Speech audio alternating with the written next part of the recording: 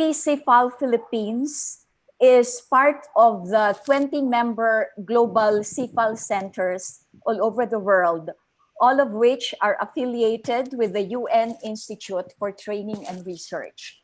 And as some of you already know, the UNITAR, the UN Institute for Training and Research, and all the CIFAL centers all over the world are all involved in the promotion of sustainable development goals. For this webinar and for our topic, we see the tourism sector and the issue of tourism as something which is integral and related to the promotion of sustainable development goals. 3 SDGs relate to tourism. The first one is Goal 8, which is decent work and economic growth.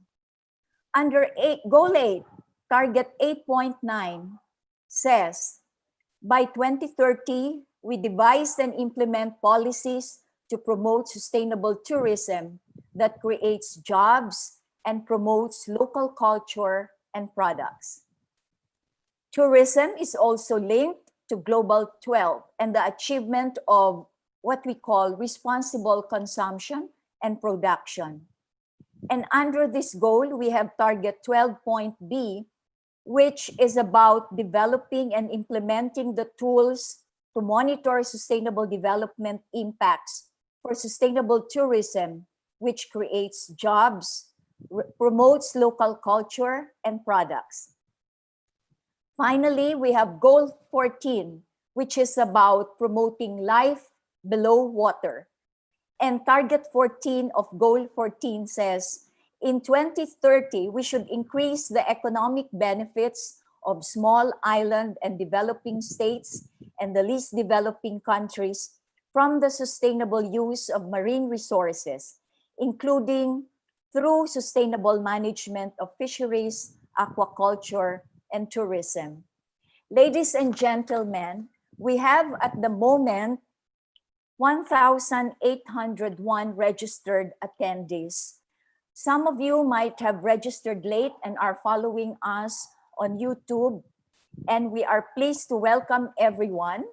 We have people coming from a whole range of countries, and I would like to enumerate this here now.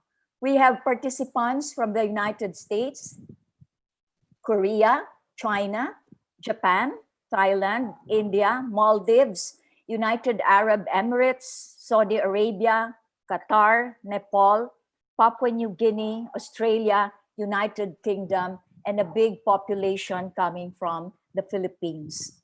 We have also participants coming from different sectors, from the academic sectors, the environment planners, tourism sector, including tour guides, primary and secondary school teachers, participants from local government units all over the country.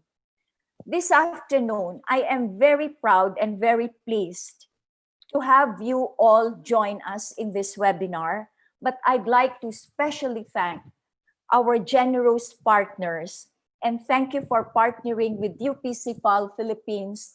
I'm referring to the University of the Philippines Asian Institute of Tourism, and my salute to the Dean, my colleague at the UP Executive Committee of Diliman, Dean Susan Solis. Thank you very much for lending us your generous partnership to this webinar. The same goes to the Global Sustainable Tourism Council. Thank you very much, Randy, for joining us. And we are supported as well by the Iconic Travels and Event and our official media partner, theinquirer.net. This afternoon, I would like to say thank you to our resource persons and experts. Secretary Bernadette Romulo Puyat, who cannot be personally join us, but she will be showing us, is that a video recording from her, ASEC? And of course, we have ASEC Assistant Secretary Roberto Alabado himself. Thank you for joining us. I'd like to thank also, of course, Ms. Sandra Carvao from the United Nations World Tourism Organization, Randy Durban from the Global Sustainable Tourism Council, of course, colleagues from the UP, the University of the Philippines, Richard Gonzalo, faculty member of the UP Asian Institute of Tourism, and our Suki, our very good, faithful, loyal partner in many webinars, Ms. Josie Costales, president and owner of the Costales Nature Farm. And I will be missing a big thing if I don't mention thank you to our moderator for this afternoon's webinar, Professor Ramon Benedicto Alampay, or Randy. So welcome everyone. Thank you for joining us. I look forward to a productive discussion. Randy, Professor Alampay, the floor is yours. Thank you. Okay. Thank you very much, Dr. Ko. And again, welcome to everybody in our Zoom meeting and those of us who are following us on our YouTube link. This is the future of tourism in the time of COVID, organized by the UP-CIFAL, or the International Training Center for Authorities and Leaders. The objectives for today's webinar are to explain the socioeconomic impact and implications of COVID-19 in the tourism sector, to discuss the steps being taken to mitigate the effects of the pandemic to the sector and its stakeholders, and third is to explore possible strategies to support the responsible recovery of the industry and to sustainability of tourism. So today we will have a panel of 5 speakers. We will start with a presentation from the Department of Tourism. As Dr. Edna Ko mentioned, Secretary Bernadette Romulo Puyat unfortunately has given her regrets. She has to attend a very, very important high priority meeting, which conflicts today. So representing her today is Assistant Secretary Roberto Alabado. He is currently the Assistant Secretary for Tourism Development Planning of DOT. He's also a licensed urban and regional planner by profession. So without further ado, I'd like to turn the floor over to ASEC Robbie, whenever you're ready. Sorry. Reminder for all the participants, we have you can post questions to any of our panelists using the Q&A feature of our Zoom meeting. You can, if you wish, you can specify your questions. You can specify which of the panelists you would like to answer, or you can address it to all the panelists, and we will try to raise them later in the question and answer forum. Okay, so apologies, ASEC, please go ahead now. Okay, magandang hapon, good afternoon here in the Philippines. I'm representing the Secretary Bernadette Romulo Puyat, who is right now unavailable because she has equally important concerns. So please allow me to read to you her presentation. Okay. So Dr. Edna Ko, Director, UP-CIFAL Philippines, Dr. Leticia Susan Lagmay Solis, Dean of the University of the Philippines, AIT, Mr. Richard Philip Gonzalo, Assistant Professor of UP-AIT, Ms. Josephine Costales, Best Friend of DOT, the President of the Philippine Farm Tourism Development Association, Mr. Randy Durban, CEO of the Global Sustainable Tourism Council, Ms. Sandra Carvao, Chief of Tourism Market Intelligence and Competitiveness, UNWTO, and Dr. Randy Alampay, our moderator. Good afternoon. On behalf of the Philippine Department of Tourism, I extend my gratitude to UP-CIFAL Philippines for the privilege of speaking at this webinar as we ponder the future of tourism in the time of COVID-19. This afternoon, I will be discussing the DOT's response to the effects of the pandemic on the tourism sector and its stakeholders, as well as our efforts to spur recovery and responsibly reopen our tourism destinations as this still are uncertain times. Before I delve into that, it might be important to have a brief glimpse at the state of the Philippine tourism before COVID-19 to give you a better idea of its contribution to the country's economy and gauge its potential to recover in a post-pandemic world. By all metrics, 2019 was a great year for Philippine tourism. For the first time, we had more than 8 million international arrivals, and domestic tourism was thriving too, with around 110 million local trips logged. These record numbers pumped in 2.48 trillion pesos to the economy, pushing the industry's contribution to the GDP to 12.7%. The growth of the industry also spurred greater employment, with 5.71 million Filipinos working in tourism-related enterprises last year, up from 5.4 million in 2018. The share of employment in tourism-related industries to the country's total employment was pegged at 13.5, meaning that roughly 1 out of 7 Filipinos was part of the tourism industry. We're looking forward to continuing this positive trend in 2020. And for the first 2 months, our numbers were encouraging, though we were already growing concerned about reports of an emerging health crisis spreading around the world. By mid-March, the worst case scenario happened. And as the WHO declared the pandemic, all tourism activities in the country ground to a halt. The DOT's immediate response was to ensure the safety and well-being of tourists who were stranded around the country when the community quarantine measures were announced. To date, more than 43,000 of these tourists have been assisted by the DOT. We were also able to set up an online response team which has been addressing travelers' concerns, whether they be foreign nationals, overseas foreign workers, or overseas Filipinos, or domestic tourists round the clock since late March. With help from our industry partners in the accommodation sector, we have also assisted thousands of overseas workers and overseas Filipinos find quarantine facilities as they returned from abroad. In the midst of all these, the DOT set out to draft a comprehensive master plan for the tourism's recovery in close coordination with private sector stakeholders through the Tourism Congress of the Philippines, TCP, and the World Bank.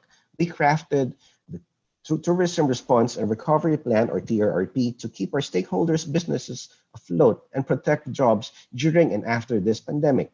Further, DOT response measures enacted in partnership with other government bodies include providing assistance to tourism workers through DOLE's Tulong Panghanapbuhay sa Ating Disadvantaged Displaced Workers, or the TUPAD program, helping MSMEs with the SSSBIR's DOF's small business wage subsidies, and advocating the passage of Board of Investments incentives for tourism enterprises. While it is unfortunate that Metro Manila and a few regions are back under MECQ under a recent spike in COVID-19 cases, quarantine measures in many other parts of the country have been easing gradually, paving the way for slow but sure reopening of tourism destinations.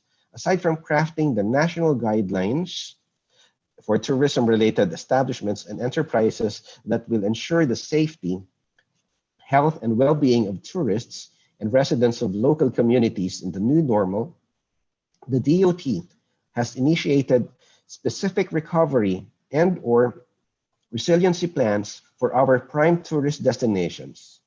Let me briefly go through a few of these key initiatives. In Boracay, we partnered with the Philinvest Corporate City Foundations Incorporated and Crimson Resort and Spa Boracay, leading to the donation of a real-time polymerase chain reaction, or RT-PCR, testing machine to the provincial government of Aklan. The DOT also formed partnerships with organizations such as Smart Communications and Makati Medical Foundation, PLDT Smart Foundation, and the Metro Pacific Foundation for other health or emergency-related programs.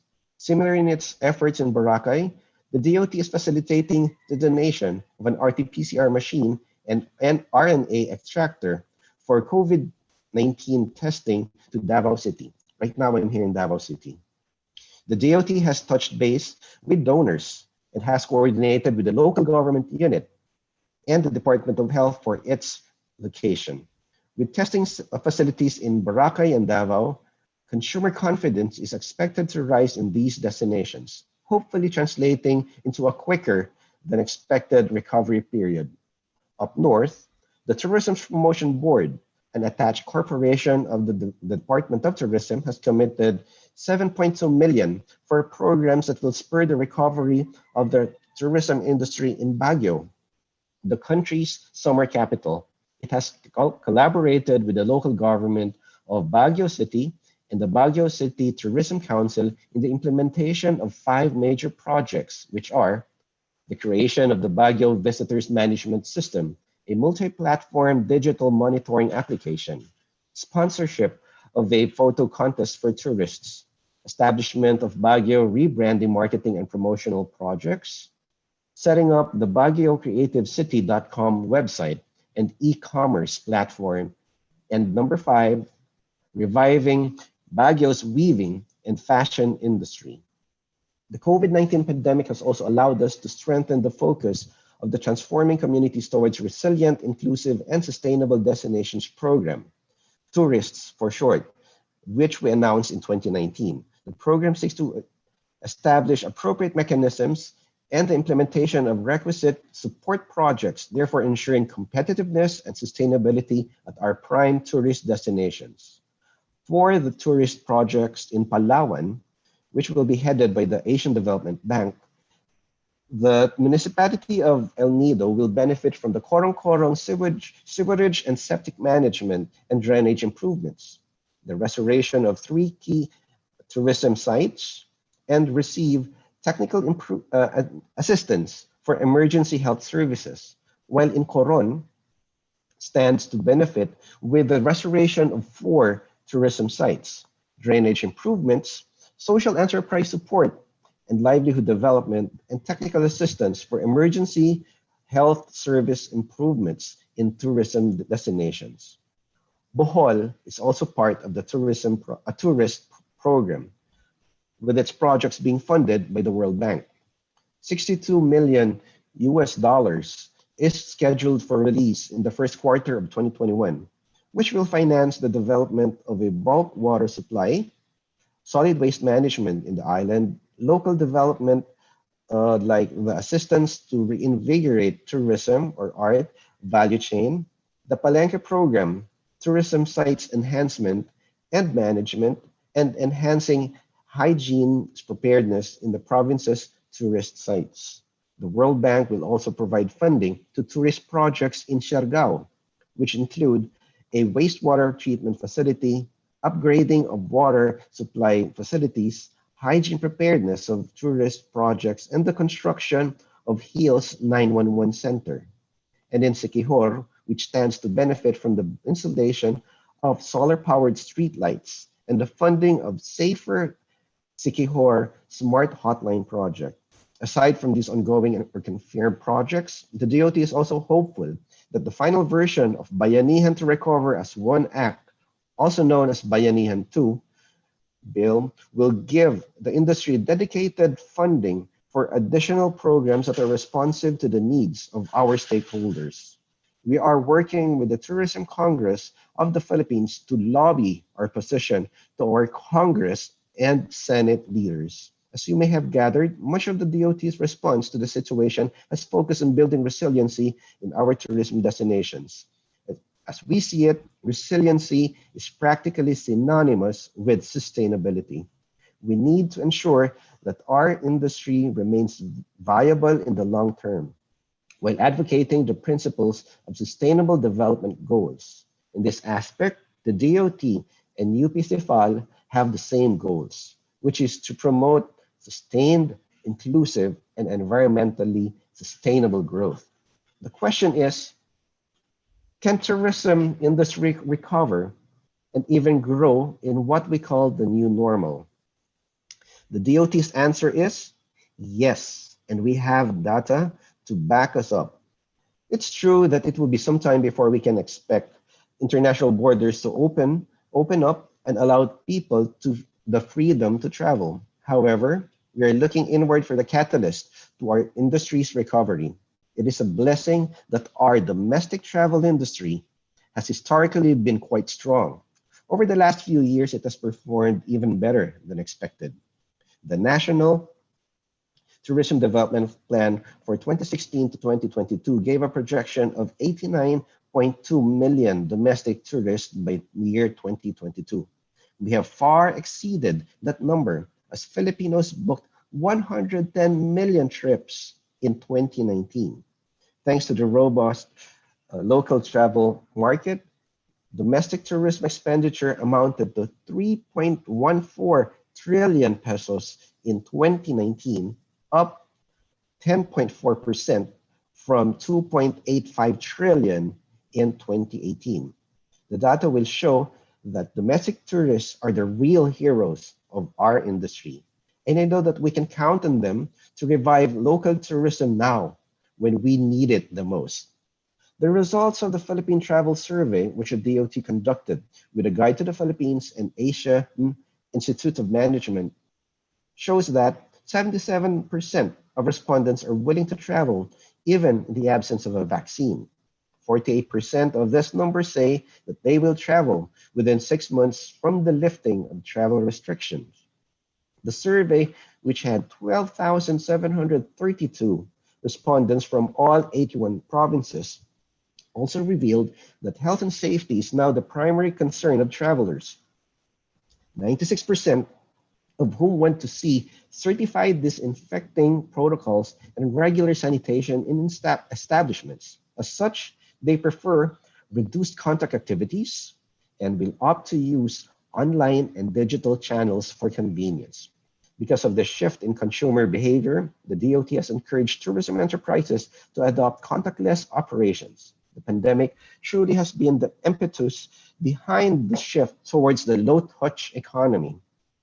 Aside from hosting webinars in this topic to retool stakeholders, the DOT has partnered with startup incubator Talino Venture Labs in the development of SafePass Express and Eat In Express, tailored for the needs of hotels and restaurants. These two new digital solutions are anchored on the concept of contactless transactions for the prevention and management of COVID-19. To strengthen our advocacy for sustainable tourism development in the new normal, the DOT recently created a task force on domestic tourism product and market development. As the needs and wants of tourists are constantly evolving due to the pandemic, the task force is conceptualizing and developing new products and other tourism-related products and programs that will enhance tourism sites and facilities for the tourism market, all in alignment with the objectives of the TRRP. The task force is also mandated to formulate strategies for market development, provide tourists with seamless access to sites and attractions, enforce adherence to new normal standards, promote investments, and facilitate closer coordination with provincial and local governments.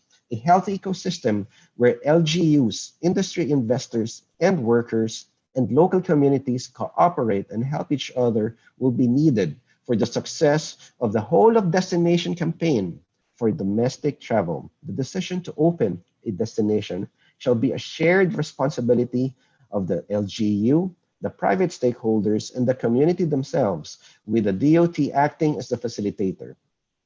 In the slow but sure approach advocated by the DOT, we're looking at reopening tourism spots in phases. Most of our destinations now are only open to people traveling within their cities or provinces. If all goes well in the following months, travel between provinces within the same region will be allowed. And finally, with the hope that our active cases decline all over the country, interregional travel across the Philippines can take place. It has been noted that some areas in the Philippines have had minimal exposure to the coronavirus or have been successful in containing it. Provinces such as Bohol and Palawan, which have had just a few cases of COVID, are well placed to recover from this pandemic. With this location, with these locations, we can explore travel bubbles, which will allow a safe corridor for travel amongst our ASEAN neighbors. The DOT is in the process of identifying more of these locations that can kickstart the resumption of international tourism within the country. Slowly but surely, we will get there as we safely, responsibly, and sustainably reopen our destinations and revitalize this industry, bravely taking on the challenges of tourism in time of COVID-19. Thank you and mabuhay.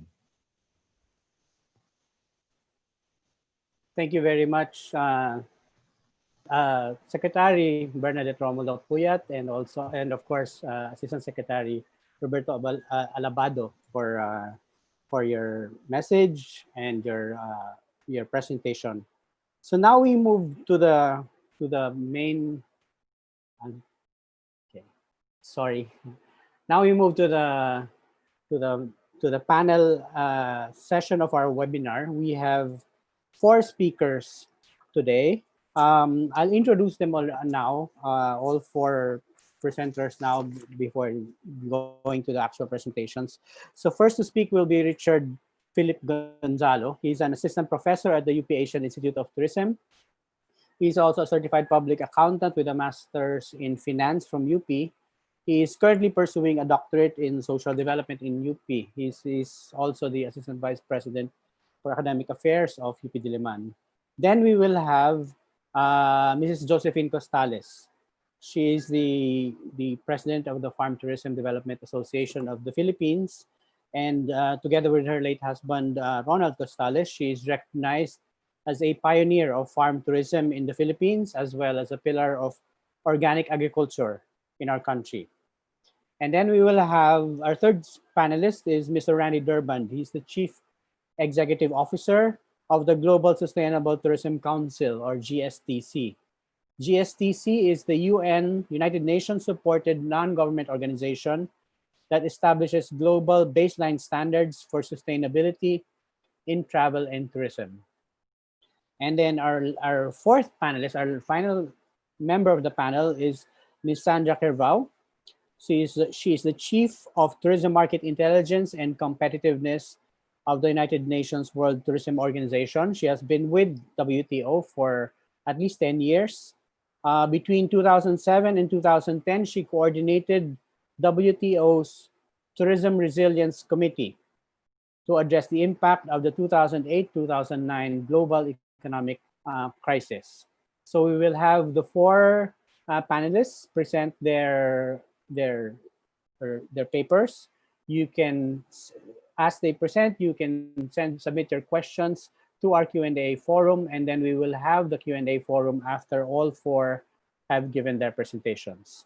So now, Professor Richard Gonzalo will start with the presentation. Thank you very much.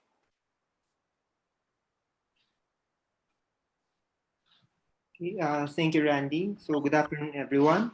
I'm going to share some of our findings from a small research and extension project that the UP Asian Institute of Tourism did in the past month. So next slide, please. The principal investigators of this project are myself, Professor Villegas, Bakay, and Ms. Real Christian Alcantara. Next slide, please. So basically, we have to recognize that when we talk about the COVID pandemic as a crisis, there are 3 components that made it a tourism crisis. Next slide. When we talk about a crisis, it's basically a disruptive event. And according to the United Nations, this will take us back 5 to 7 years worth of growth. Globally, the impact would have to be will be felt by 1 out of 10 jobs and 7% of the global exports. But in the Philippines, the effect could be larger because 13% of our jobs rely on tourism, and 12.7% of our global GDP comes from tourism. Next slide. We also have limited control. Yes, we have employed non-pharmaceutical interventions in the absence of a vaccine, but these interventions are very economically disruptive. Next slide. Basically, because of these interventions, it would seem that everything is out of control.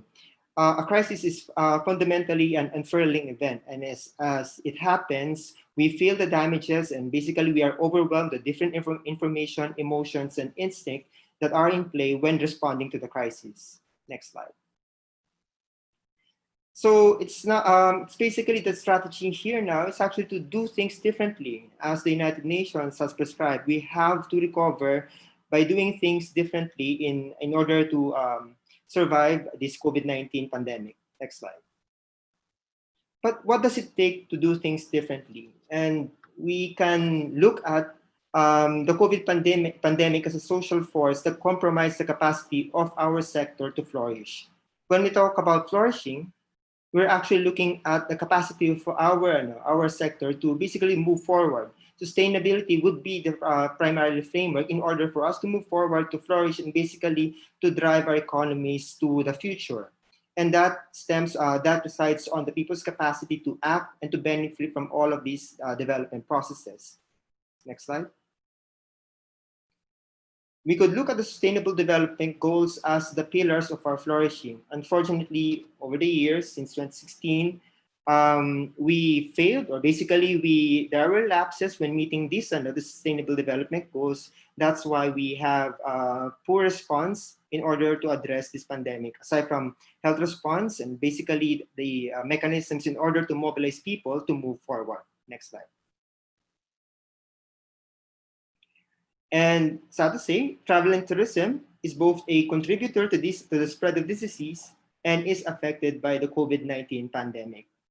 And this stems from the decisions made in the past, which makes our sector vulnerable to the threat of pandemic, particularly in the urbanization decisions, the way we design our transport networks in the country, and the way we view the human activities as components, or basically as forces to change our ecosystems and biodiversity. Next slide.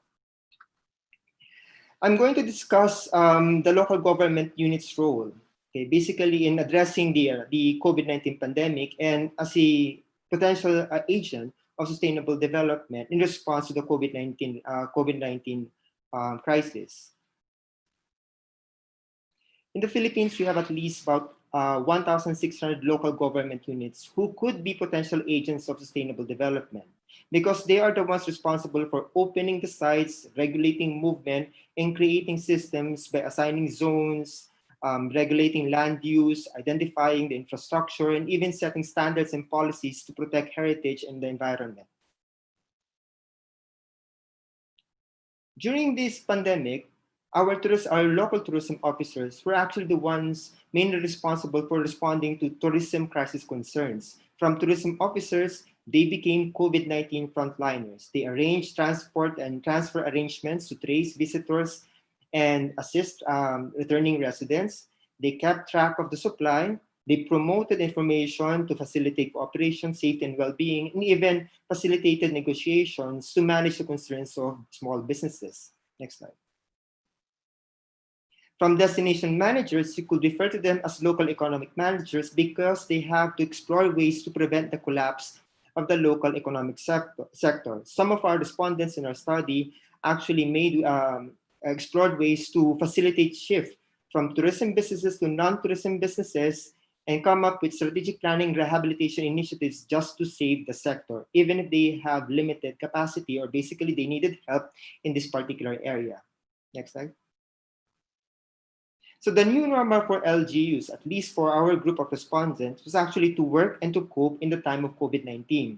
Tourism became a crisis response concern because they need to identify sites which must be open. Their concerns will also include how do they now protect the sector. And they have to work with local disaster risk reduction management teams to save the sector. But they are also concerned with their personal safety and security of tenure as parts of these local government units. And they have concerns when it comes to capacity. They needed assistance when it comes to facilitating alternative work arrangements, ICT capability, and even their ability to respond in times of crisis. Next slide.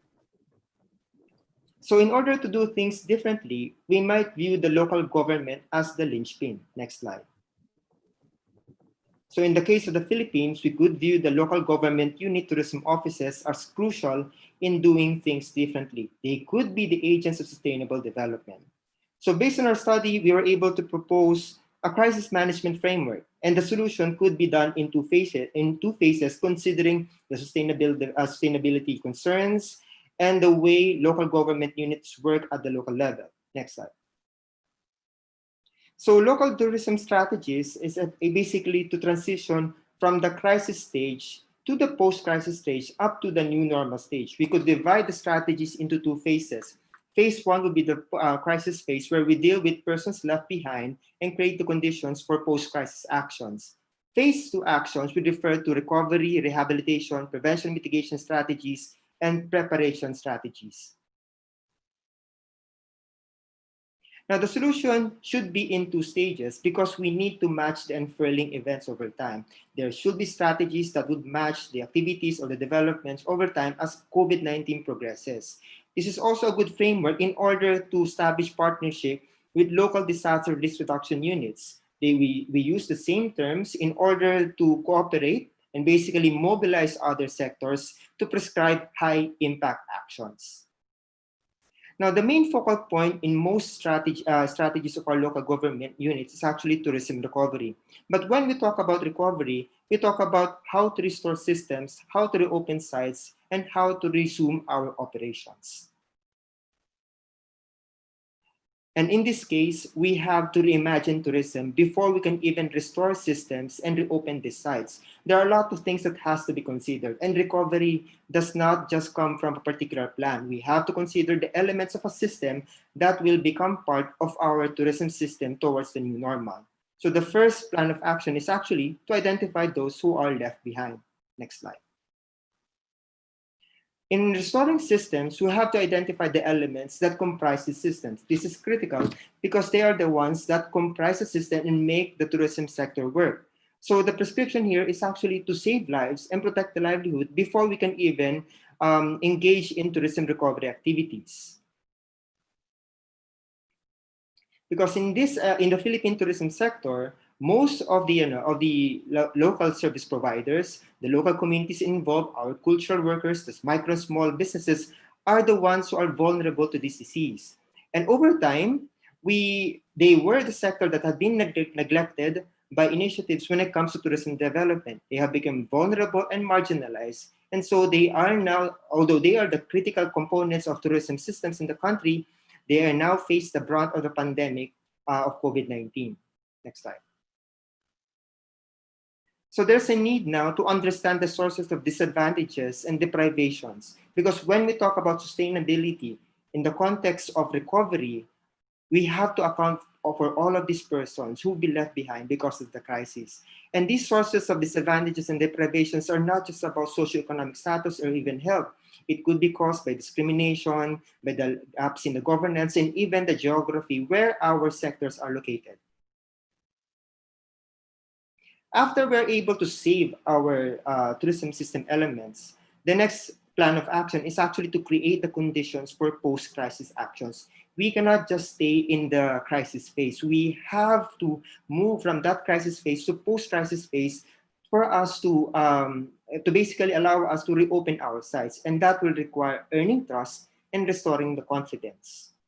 And basically, our local governments are really good at it.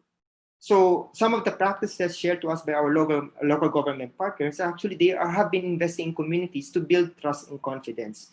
We can engage our tourism sector, our private sector, to learn from the pandemic, restore support systems, ensure no one left behind, build back better strategies and return strategies. But if we do not have the trust and confidence of the local communities, it's really hard to recover from this pandemic. And this was actually one of some of the lessons from Japan, why they have resilient businesses and why businesses are being good at surviving crisis. So this is one of the key areas that needs to be addressed, building trust and confidence. Next slide. Once we are now in the post-crisis phase, we can now resume operations. But we have to prevent the repeat of any of the losses that we encountered in the crisis phase. So to resume operations, one of the key areas that local government units must address is actually to resume operations in a safe manner through prevention and mitigation strategies. The main goal of prevention and mitigation strategy is to ensure that the stress, loss, and damage experienced by individuals would not be repeated. There are a number of strategies that we could recommend. There are non-pharmaceutical interventions that would include our lockdowns and quarantine, contact tracing activities, job risk analysis, even the implementation of operation standards, even before we can distribute vaccines to our constituents. But the main point of prevention and mitigation is actually to look at the areas that have been neglected over time. These are the areas that could have been the source of any outbreak in the future. Next slide. So in terms of COVID-19, we have to look at the components or the pillars of our flourishing or our sustainable development goals that have been neglected over time. We could have neglected our planning of our spaces. That's why we have too many people in one particular area. Our tourism sectors would lack the capacity to respond because of quality education was not available.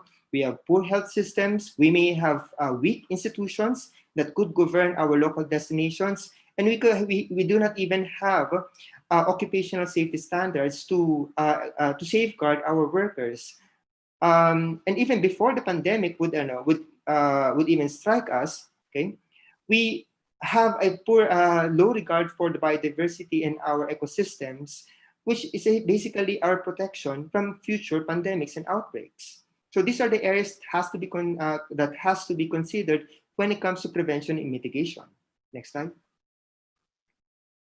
Finally, if we're going to look at tourism recovery, a full recovery of destinations, we have to think of ways where we could build back better.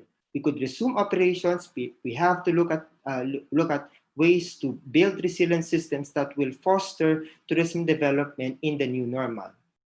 Next slide.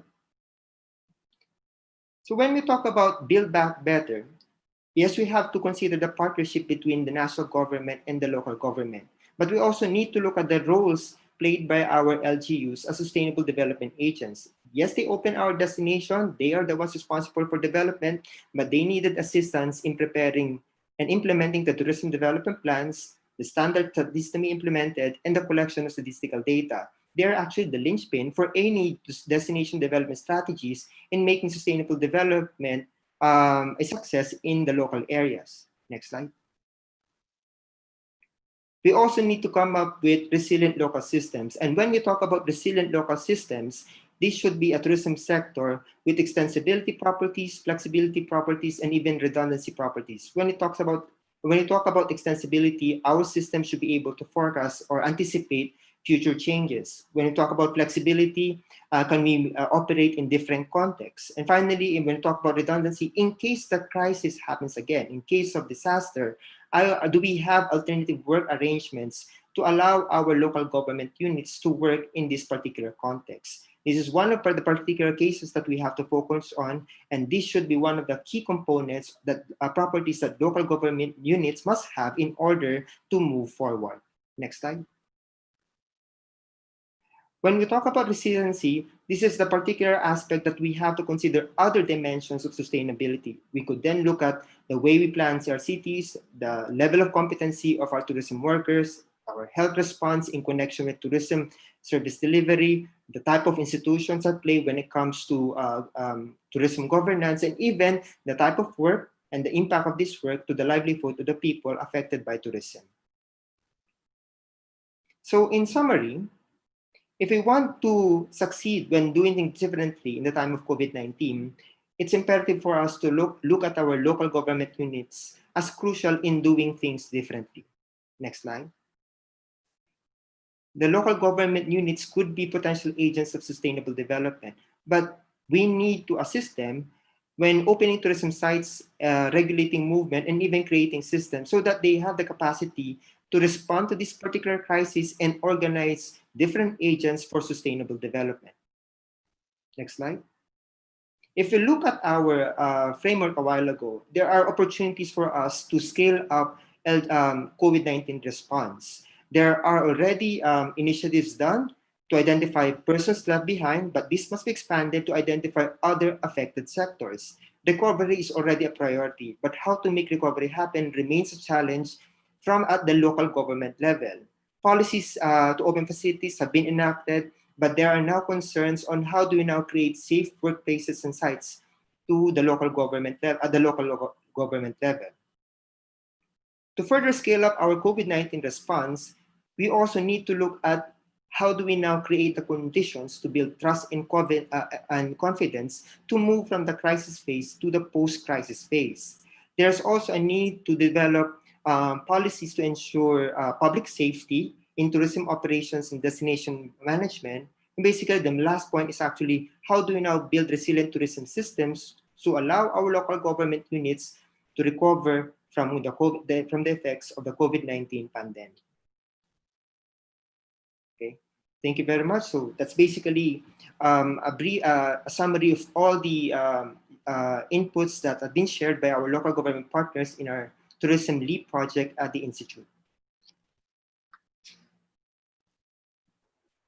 Thank you very much, Richard. So now we will have our next speaker, Ms. Josephine Costales. She's the president of, as I said, the Philippine Farm Tourism Development Association. Ms. Josie, please go ahead. Greetings to Secretary Berna Romulo Puyat, my dear friend Asik Roby, to the men and women of UP-CIFAL, fellow panelists, participants all over the Philippines and from around the world, mabuhay. I will be discussing the Philippine farm tourism sustainable recovery under the new normal. But first, let me define what farm tourism is. Farm tourism is defined as visiting agricultural areas to see farms and often to participate in farm activities. It involves any agricultural-based activity that brings visitors to a farm. Sometimes visitors have a specific interest to meet farmers and know how their food is produced. Also, farm tourists sometimes want to be actively involved in farming, like milking a cow, picking or harvesting fruits. For farmers, it is regarded as the earliest maturing crop and harvestable all season. Income will be generated from entrance fees, food, accommodation, sales of farm produce, farm activities, and other attractions. Adapting to pandemic, the tourism industry were the first to be affected by COVID-19. Hence, the closure of farm tourism destination, and we immediately converted from tourism to food production to augment the expenses of the farm. We also requested assistance from the Department of Agriculture and Department of Agriculture Regional Field Office, specifically, especially Calabarzon, responded immediately by giving us seeds and shading nets to augment our income. Bureau of Fisheries and Aquatic Resources of Calabarzon assisted Philippine Farm Tourism Development Association members by giving us tilapia fingerlings. Some farm resorts have converted their swimming pools to fish ponds for food production resiliency. And other farms process their food produce for value adding and sold them online.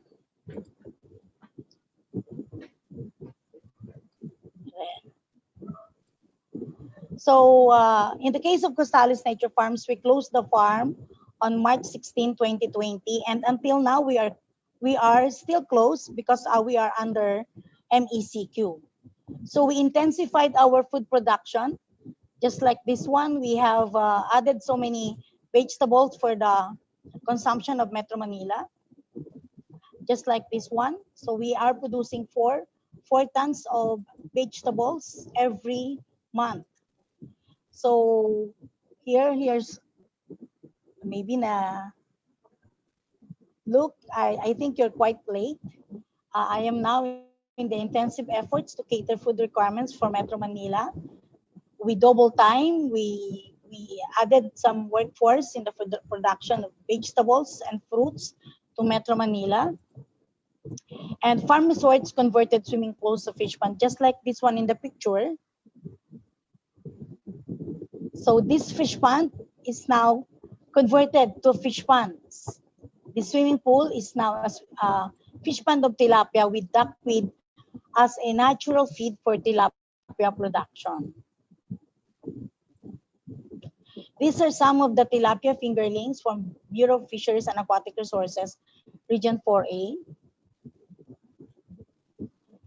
And some tilapia fingerlings coming from B4 given to several farm tourism destinations.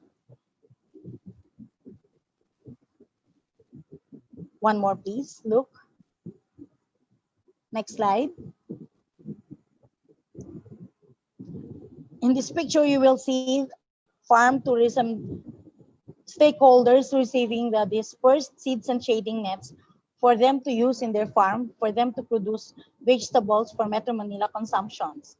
In this picture, you will see one of our stakeholders. He's a chef, by the way, Chef Francis or Lakotserong Cocinero, receiving the nets and the seeds. And some of the Cavite and the Antipolo farm tourism destinations are also received their seeds. In the new normal for farm tourism, some farm tourisms received guests upon announcement of IATF that Calabarzon became MGCQ from July 1 to July 15. Other farms sold farm inputs and startups like growing kits to fellow urban gardeners. While you know that urban gardening became the new normal, especially people in the city, guests went to the farm to buy organic fertilizers, pest repellent, soil amendments like carbonized risal, vermicompost, African nightcrawler for their vermiculture, fish amino acid, fermented plant juice, fermented fruit juice, EMAS, to name a few. Since most of the farms are also farm business schools, others conducted webinars for technology transfers. How did we bounce back? The proximity of Calabarzon to Metro Manila gave us the advantage. City dwellers wanted to go somewhere else, experience something different. After being locked down in their homes for almost 5 months, an outdoor experience is very good to experience. So farm tourism is the way to go, balancing safety and economy by adhering the guidelines of IATF in the farm activities like farm tours, farm to table dining experience, and of course, farm education through farm laboratory.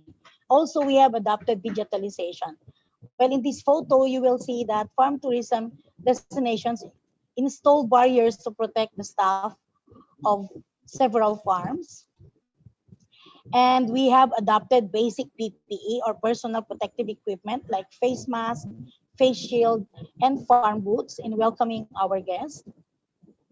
Also, we have to observe social distancing. Before, they are taking pictures side by side, but now they have to observe 1 to 2 meters space in between. And in their farm tours, especially when they're inside the greenhouses, they have to observe social distancing, just like this one. And also in experiencing harvesting, they have to observe social distancing 1 meter apart. And they have to in the harvest of the day organic meal. Just like this one, we have this organic tilapia and organic tinola. Those are some of the meals served here in the farm. But before we opened the farm, we had our staff rapid tested for the safety of our staff and of course of our guests. We also adopted cashless payment using the e-wallet like PayMaya, GCash, and online payment. For paperless menu, you have to scan the menu for contactless transactions. So how are we going to arise? We need to reboot our farms. Financial assistance with zero or minimal interest with the best terms are badly needed to bounce back. Marketing and promotional assistance to attract more local tourists, applying the local travel bubble from local tour operators and travel agencies to minimize local transmission of the COVID-19. Capacity building trainings. While we are on lockdown, some of our staff have attended webinars for capacity buildings and to add some skills in to become a hospitality practitioner. Of course, we requested easing certification requirement for accreditation from other agencies such as DNR, DA, and others. Infrastructure such as access roads, power and communication, and other necessities for operations such as potable water supply. So that's it, ladies and gentlemen. Let me leave you with this quotation. Farming brings us life. Tourism brings us joy. Farm tourism brings us joyful life experience. Maraming salamat po, and let us nurture the seed of farm tourism. Thank you so much. Okay. Thank you very much, Ms. Josie. Ms. Josephine Costales, the President of the Philippine Farm Tourism Development Association. So from the Philippines, we'll now take a more global or international perspective. Our next speaker is Randy Durband of the Global Sustainable Tourism Council. Okay, anytime you're ready, Randy. Good afternoon. Nice to be with all of you. Oh, there's my presentation. Excellent. I'm coming to you from South Korea, so just one time zone away. So mabuhay, good afternoon. Nice to be with you. So if we could just move right into my presentation. Next slide, please. First of all, let me just tell you a bit about who we are at GSTC, the Global Sustainable Tourism Council. I personally have 40 years of experience in the travel and tourism sector. Almost 30 years in the private sector at American-based outbound tour operators in the past 10 years or so with NGOs, including GSTC from about 2007, 2009, I got personally involved. GSTC was created in 2007, and it was created by UNEP and UNWTO based on work that UNEP started doing in the year 2000, developing some guidelines for sustainable tourism, mostly working with some tour operators in Europe to establish some policies and guidelines.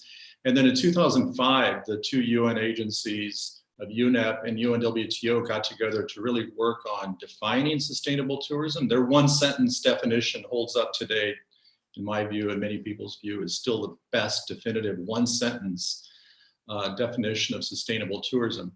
They created us in 2007 to broaden the definition, to make a holistic approach, to set standards for sustainability. And we did that by starting with standards for industry. Initially, they were designed only for hotels and tour operators when they were launched in 2008. And they came out of that work that UNEP and UNWTO had been doing. We are not in the United Nations system, but we are an independent NGO, but it came out of the work of these UN agencies. So everything about our work and our DNA is really, I think, driven by the work that those two UN agencies did on sustainable tourism. And then we followed very much kind of inclusive approach. Our standards, the GSTC criteria, are developed and revised, managed with a very inclusive global participatory system. So anyway, then we first had the industry criteria in 2008, and then in 2013, we developed the GSTC destination criteria. The destination criteria are extremely relevant to what we want to talk about today, because the destination criteria provide guidance at two levels for government.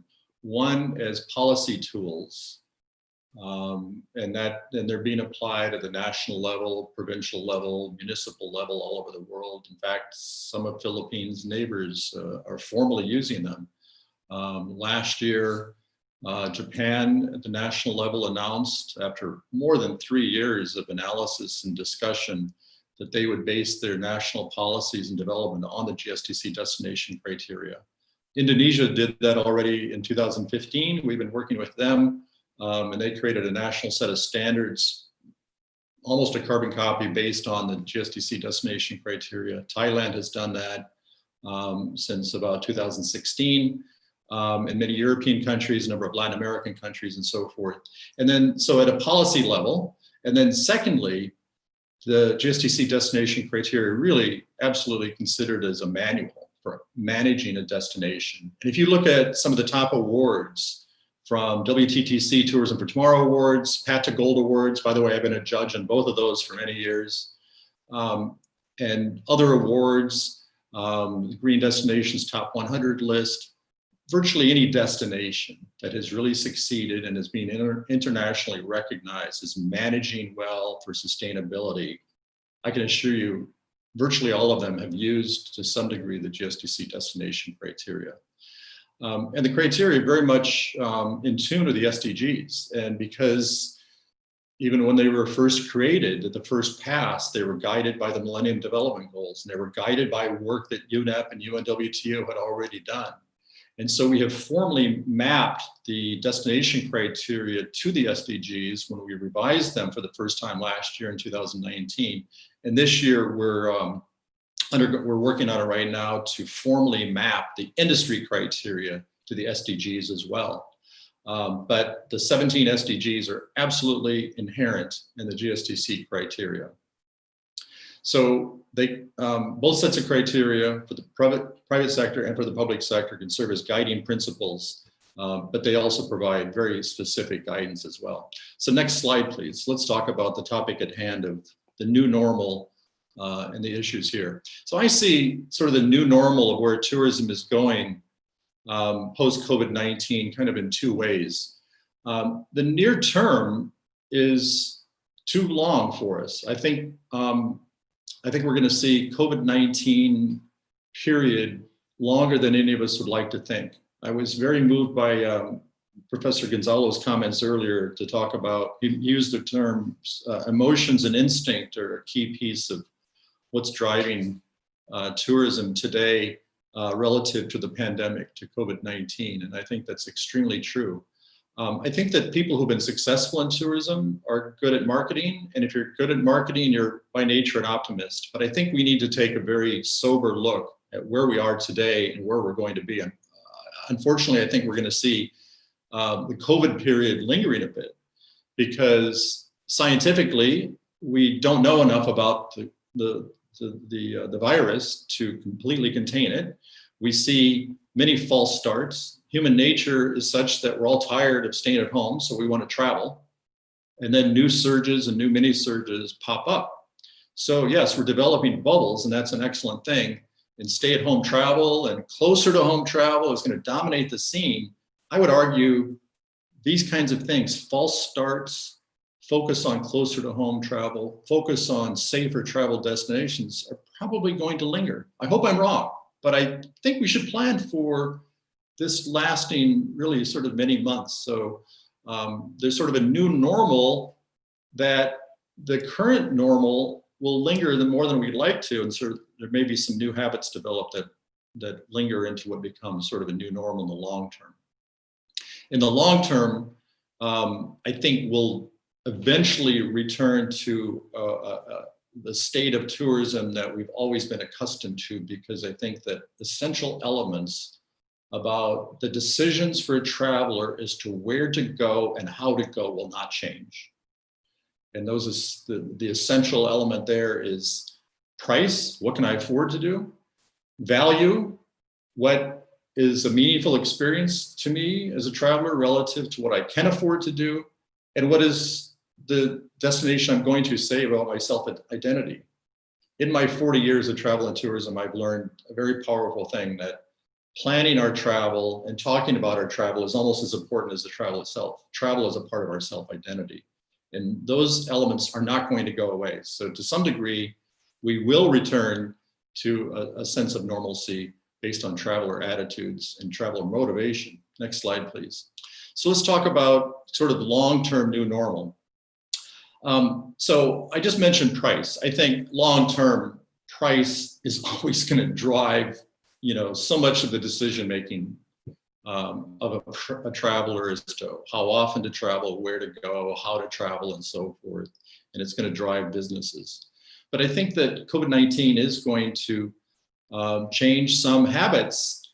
And, I summarize those kind of in these two categories. I think health safety will linger as sort of a new concern, because this is going to carry on for so long. We've been at it for several months. We're going to be at it for several months more, that this becomes perhaps a new habit of travelers to really be thinking about these things. So I think that one's going to linger.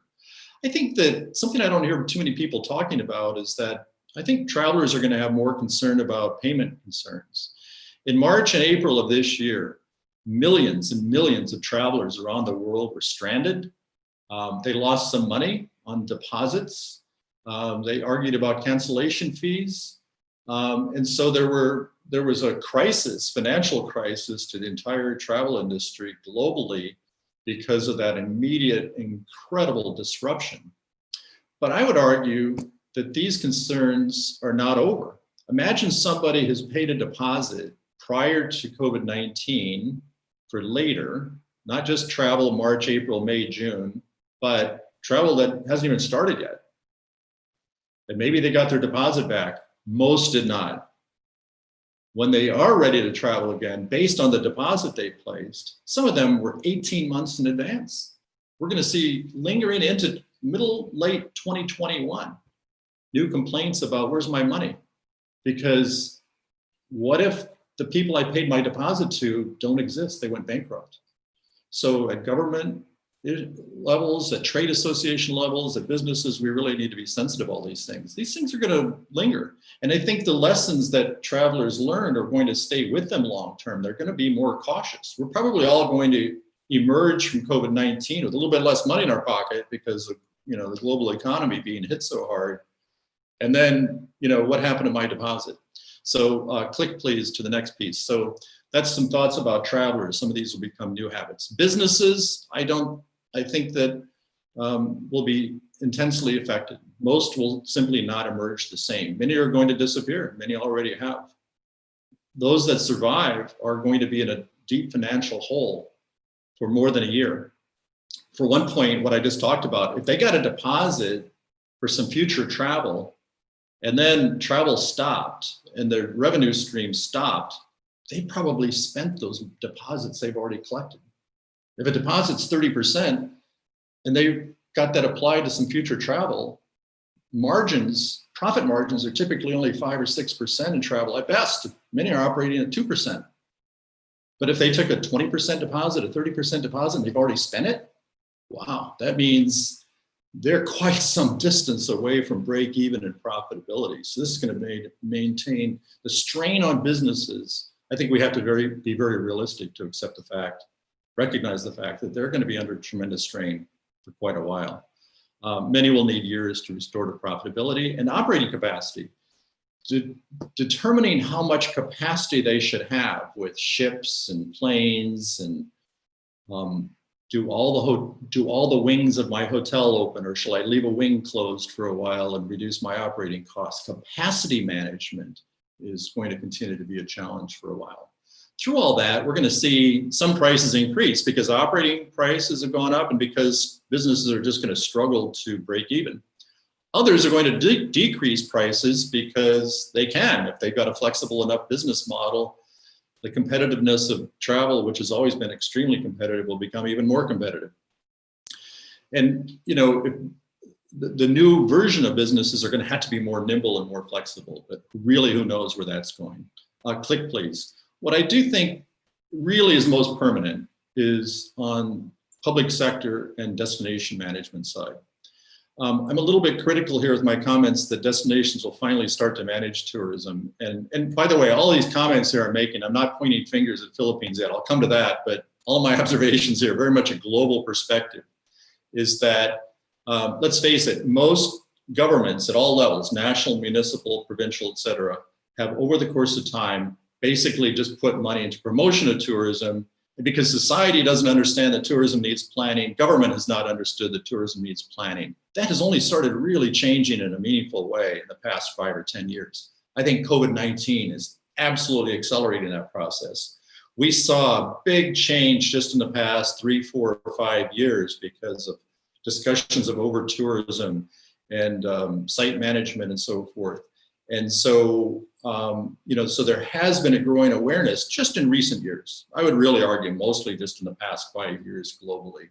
COVID-19 accelerates that because now this intense and deep problem we see in tourism, of course, people are going to look to government for support and government for solutions for now and for moving forward. And that's forced government to keep moving in this direction that they already were. And I think that is a permanent outcome that we're going to see, is that we're going to see much more planning and development, which is absolutely a good thing, because I would argue to a very large degree that has been too neglected in the past. Next slide, please. So that's sort of my long-term view. Near term, for the rest of 2020, and who knows how deeply into 2021, but I think, you know, conditions will look basically similar to right now. Things are going to continue as they are, I think, at the moment, before they change to a more of a long-term new sense of normalcy. One is that travelers are tired of traveling. That's been said in this forum already.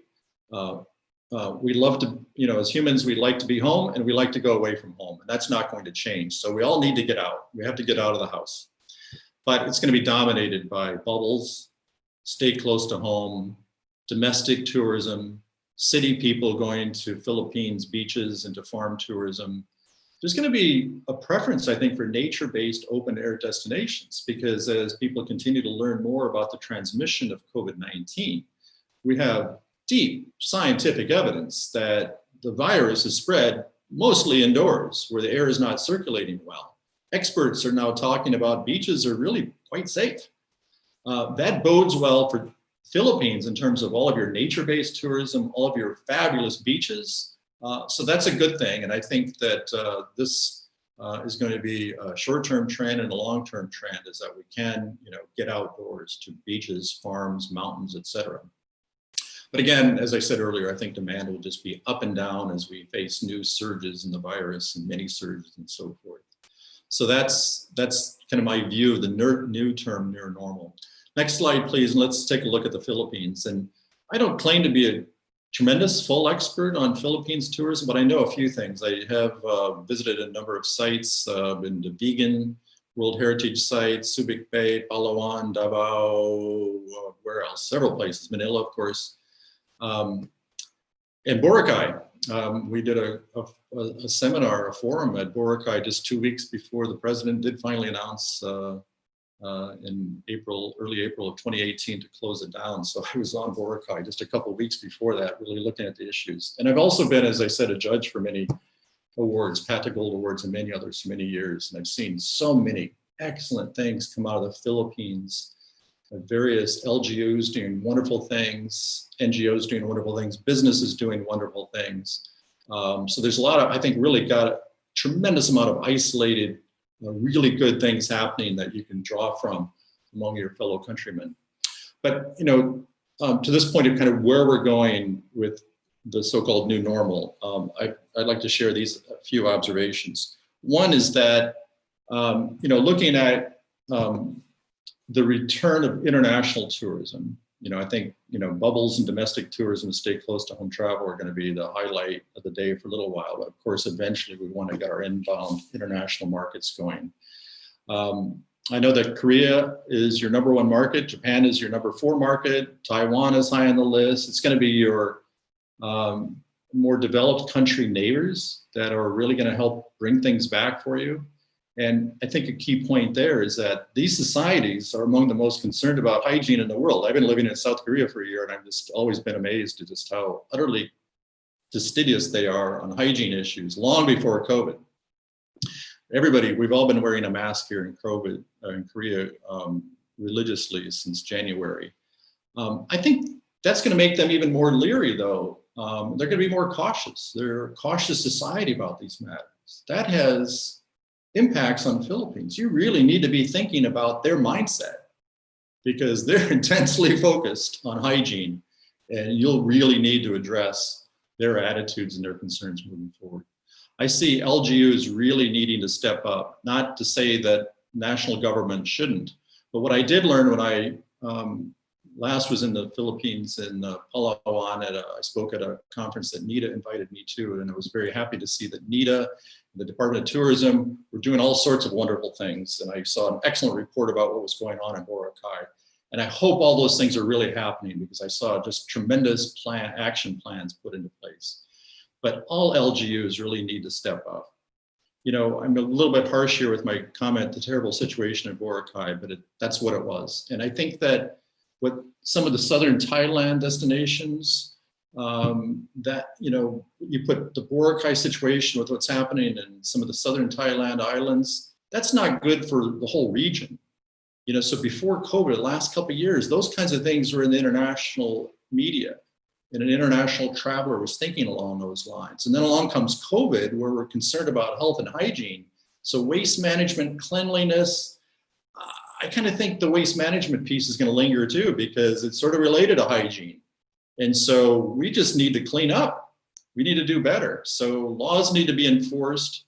And part of that is it's not just the government. Trade associations really need to step up and do some self-policing. We cannot allow situations like this to carry on where so many businesses just don't follow laws like were happening in Boracay in terms of not having proper sewage treatment and so forth. We have to get better as an industry in the private sector with self-policing. We have to get better at government. And therefore, civil society should be vocal and so forth too. So I would hope that part of the COVID-19 new normal helps in the long-term sustainability by understanding that these things are related. What we have to get over, what we have to overcome and manage on hygiene and germs and COVID-19 protection is related to waste management, which I think is one of your Achilles' heel as a country. So I would hope that there is attention put along those lines. But you have just so many fabulous things happening and so many fabulous people and just such a fabulous destination that I'm optimistic long-term, but I think we need to be very sober about when do we really get past this? And let's use this period of COVID-19 to really put good mechanisms in place for very good, clean management of our destinations. I'll stop there. Thank you so much for having me. Thank you so much for your attention. And I wish you great well. Oh, my final thought here. Thank you for popping up the slide. My 40 years, I've learned these two things. Marketing is too important to be left to the marketing department, and tourism is too important to be left to the tourism department. I think I've made that latter point, that we need participatory, full, everybody involved, private sector, public sector, civil society, everybody moving in the right direction to have a sustainable and responsible tourism in the Philippines. Good luck to you. Thank you so much.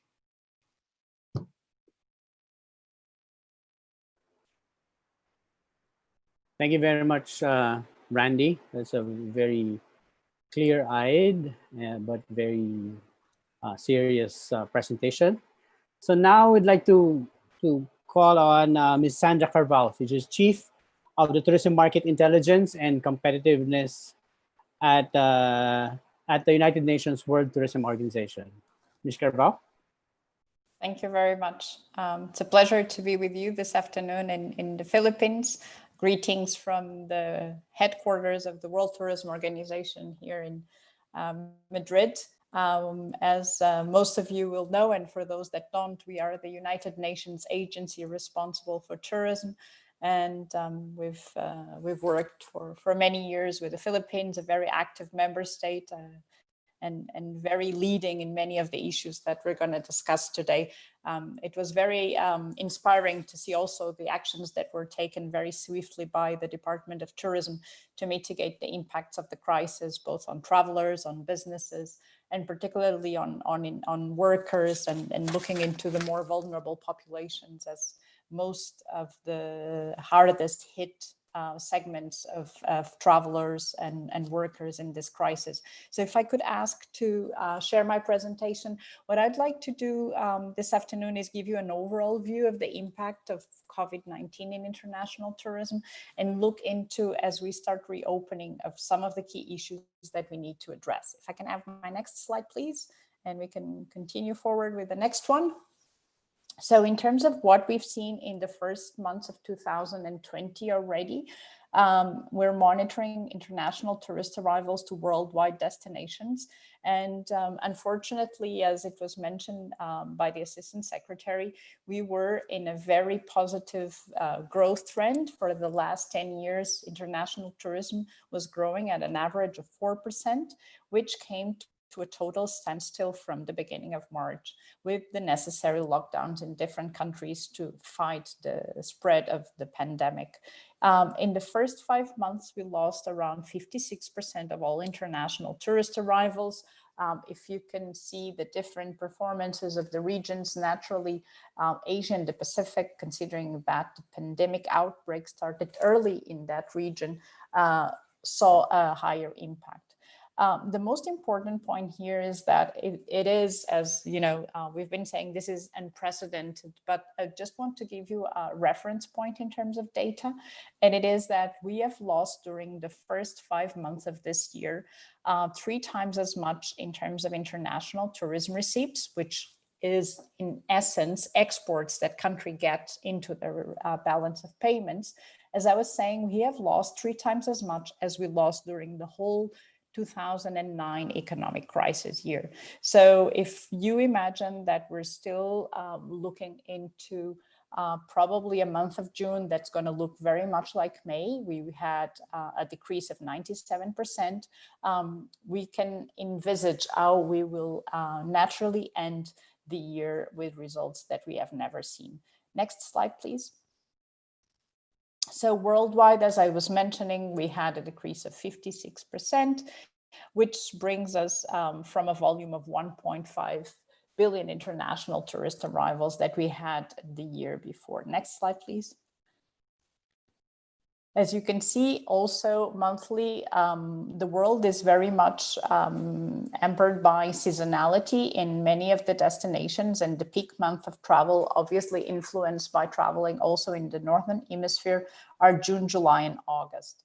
If we imagine that most of the countries in Europe will be opening and open in the beginning of July, that many countries in Asia are still closed to international travel, and the same in the Americas, we will probably see this very, very slowly recovering, and we will be somehow losing the peak months of the international travel globally for that recovery. Next slide, please. So if we look forward to the rest of the year, UNWTO has produced 3 sets of scenarios that would be probable in light of the gradual opening of borders and lifting of travel restrictions. And even in that situation, if we would, as we saw in many countries, have a gradual opening in July, we will still end the year at minus 60% of international tourist arrivals.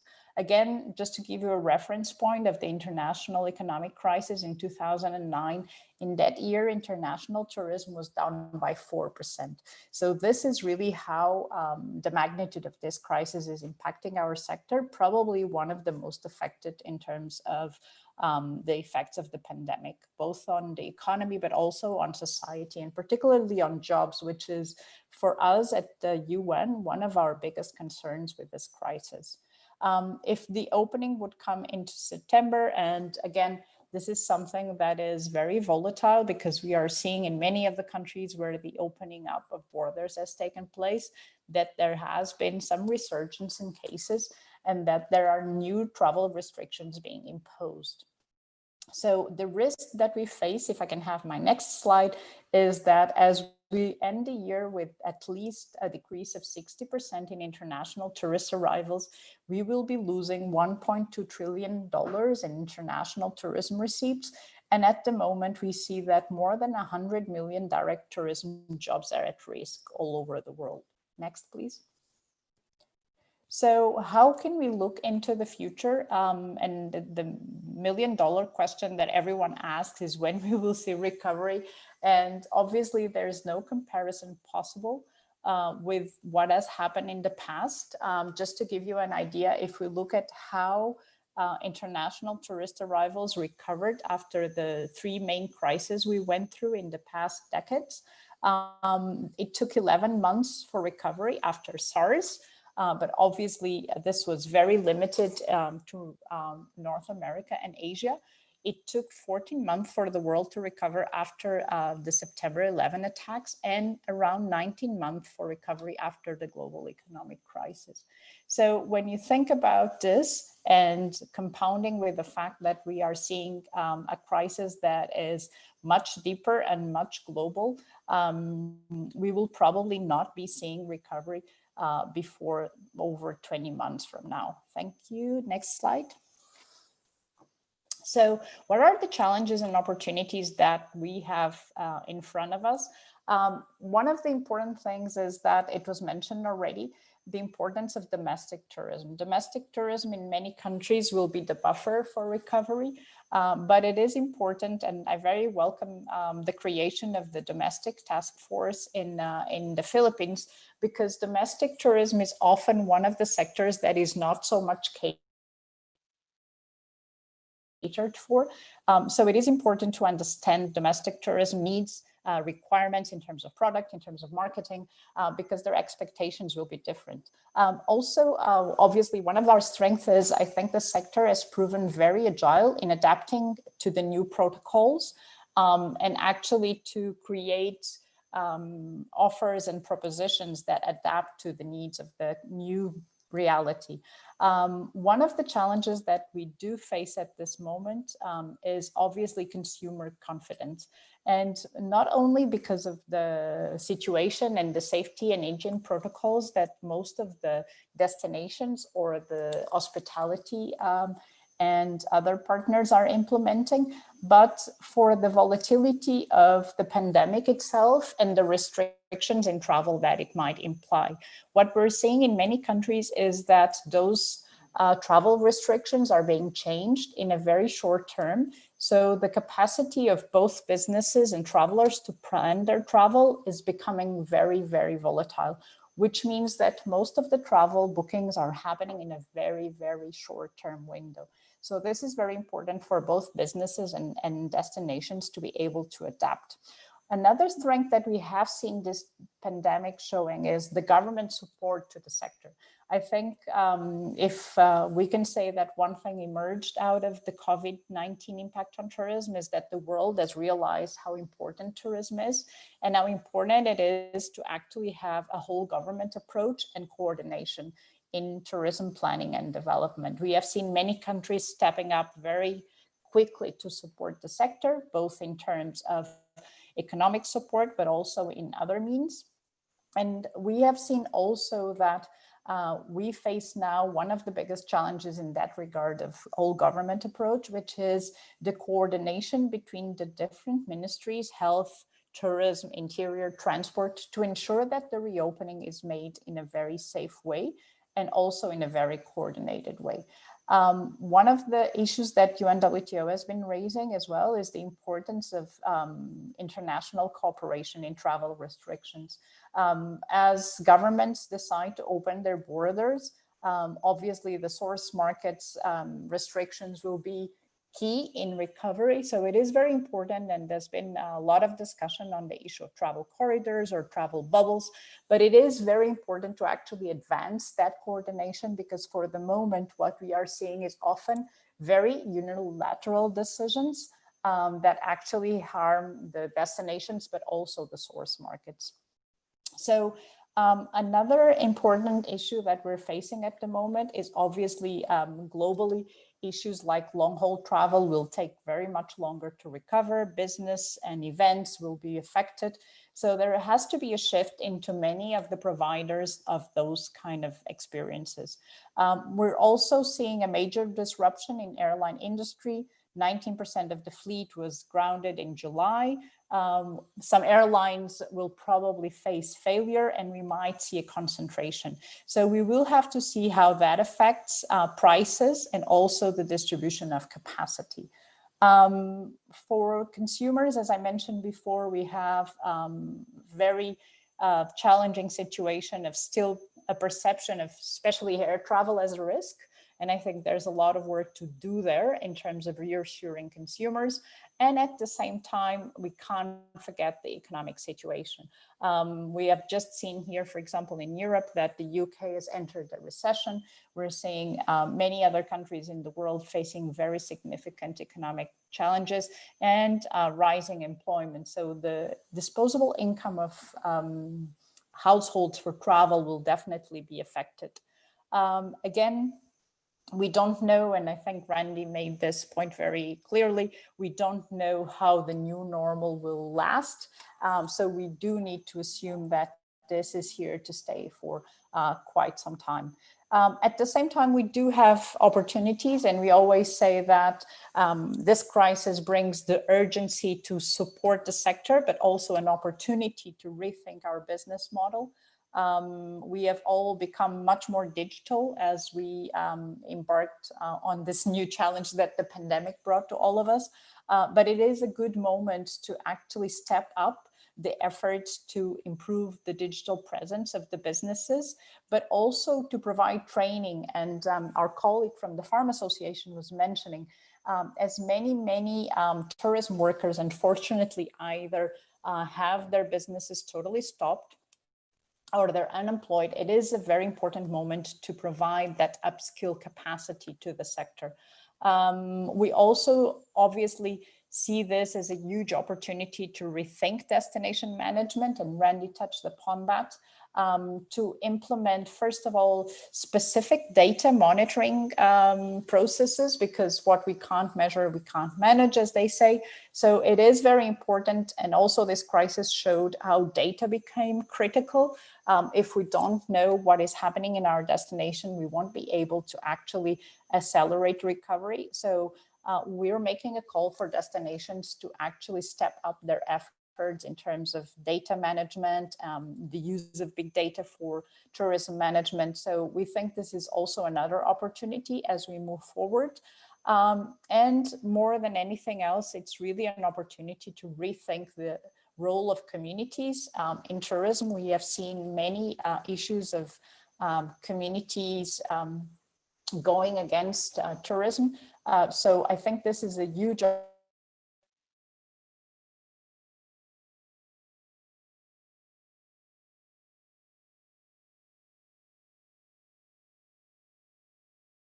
sustainability of this new normal is, one, to ensure that as we step up the health protocols, we take into account the environmental footprint of those protocols, because we need to ensure that the use of masks, the cleaning protocols do not have a higher impact in terms of waste generation, in terms of social behavior by tourists in waste generation, but also that we make sure that the new protocols cater for people with disabilities. And this is something that UNWTO has been calling for, to making sure that whenever we plan for the new travel protocols, we ensure that they are actually for all that are involved in the sector. Can I have my next slide, please?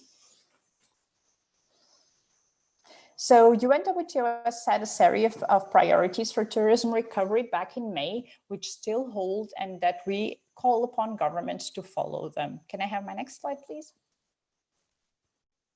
So this is, first of all, to continue providing liquidity and protect jobs, because we do see that, unfortunately, recovery will take still a long time, and it will be a gradual recovery. So it is important to ensure that we protect the most vulnerable part of the population that's employed in tourism. The second priority is to recover confidence through safety and security. A lot of destinations are obviously very eager to open, and this is very welcome, but it needs to be done totally in line with the priority, which is to ensure that we are keeping the health priority, both for travelers, communities, and workers, at the first place. The third priority is to ensure that everything that is done in terms of reopening and recovery is done through public-private sector collaboration. Many of the protocols obviously are decided and defined by the public sector in collaboration with the health authorities, but they need to be implemented by private sector. So they need to be understood, they need to be verified, and also often staff in the private sector will need a lot of training to implement those and to communicate those to travelers, because one of the key elements in the reopening phase will be the communication of the health protocols. The fourth point is to open borders with responsibility, in the same line as we were talking about recovering confidence, to make sure that the opening of borders is coordinated among countries, so that it is not harmful for any or the source market or the destination. Also, to harmonize as much as possible and coordinate protocols. I can provide you, for example, here in Europe, where the opening is a little bit more advanced than in other parts of the world within the European Union, what we have seen is that obviously because the health situation is so volatile, the health protocols change very often. For example, this week, Greece has announced that they will ask tests from those traveling from Spain. So it is very challenging at this point to ensure that all those measures are known by tourists and that allow them to actually plan their travel. The sixth priority is to take this time to add value to the tourism jobs through training and digitalization. And obviously the seventh one is to ensure that innovation and sustainability are actually our new normal. If I can have my next slide, please. So finally, within those principles, UNWTO has set a global guidelines to restart tourism. Next slide, please, which are basically taking into account the whole travel journey. And I won't go into details here, but I think there's a couple of principles which are important. First of all, is that the protocols make sure that there are rules of safe and seamless travel for residents, travelers, and workers, so that we always have into account those three segments. The second one is that the protocols need to be very clear and evidence-based, and they need to provide information. One of the challenges is arriving at the destination and not knowing what the protocols in place are. And if we talk about different countries, for example, that the rules of using masks might be different in different places. The third is obviously to make sure that data sharing is always on the basis of consent and applicable regulations. This is very important as many countries advance applications for tracing. So they need to be sure that if tourists are to opt for some kind of tracing application, that they are fully aware of the rules that respect in terms of data privacy, that there is no discrimination of travelers, that we do all this process of adaptation always in mind of using digital means to make sure that it is seamless. And very important that the measure should only be in place as long as necessary, and that they can be reviewed in a very frequent way, because situation changes so quickly that it is important to have protocols adapted.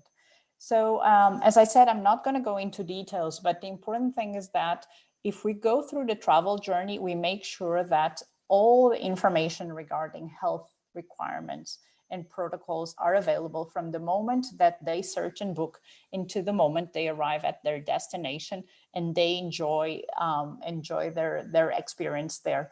A very important point that Randy made as well is a clear information on cancellation policies.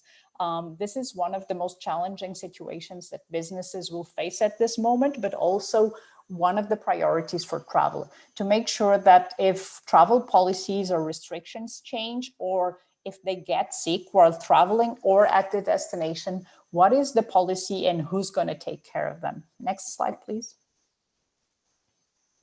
So as I mentioned, UNWTO has created a series of global guidelines. I'm not going to go into the details, but they cover the areas that are more important in the travel journey. So the border management, cross-cutting measures for the private sector, air travel, which we have done in collaboration with IATA and with ICAO, hospitality, tour operators, meetings and events, attractions and thematic plan, but also destination planning and management. Next, please. So basically, our biggest challenge at the moment, in summarizing where we are, is I would say 3 points. One, we are facing a very volatile situation, which leads us into the need to be ready for different scenarios and be very agile in setting those scenarios, considering that we will probably see a recovery which will be very gradual and very slow. The second one is we need to find, obviously, and I think this goes much beyond tourism, the balance between restarting our economy and protecting and making sure that we mitigate all the risks regarding the spread of COVID. In this regard, the reopening of tourism is critical to be done in a very coordinated way and with health as a priority.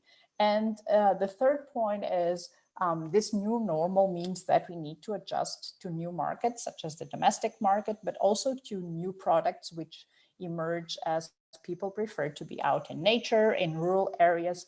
And also we need to cater for different needs considering health risks, but also the big challenge at this point is really, I think, consumer confidence in traveling again, that the risks are mitigated, but also that if there is a problem, they will be taken care of, both in terms of cancellation policies, but also in terms of their own health protection. Finally, I would leave with an appeal that we have been spreading around, which is let's take this opportunity to really rethink how we manage our sector and align it totally with the Sustainable Development Goals, which at the end of the day should be our pathway to 2030 and probably beyond. Thank you very much. And I said, it's really a pleasure to be with you today. And I'm very happy to answer any questions that might come in the chat or any comments. Okay, thank you very much, Sandra. Obrigado. So before we go into the question and answer portion, we have some short videos to view from the Department of Tourism and from our public media partner, the Inquirer.net. Hey, it's me, Guyito. Want to become a writer, artist, or photographer when you grow up? Test your creative skills with us. We're looking for kids aged 7 to 12 years old with unpublished work like articles, short stories, poems, essays, artworks, videos, and others. Join our award-winning team and be a part of our Kinderpop contributors and get your awesome work published for the entire world to see. Send in your work to pop@inquirer.net or visit facebook.com/inkpop to know more. Now let's show them how kids get it done. Got something you want to share to the world? We got you, fam! We are looking for awesome people like you who want to share content that deserve a spotlight on our site. Whether it's a list of everything you love about catos and doggos, pop culture related artworks, or even your own random photos, memes, and funny videos, we'd be happy to see it and share it to the world. Join our award-winning team and be part of our InkPop creator community.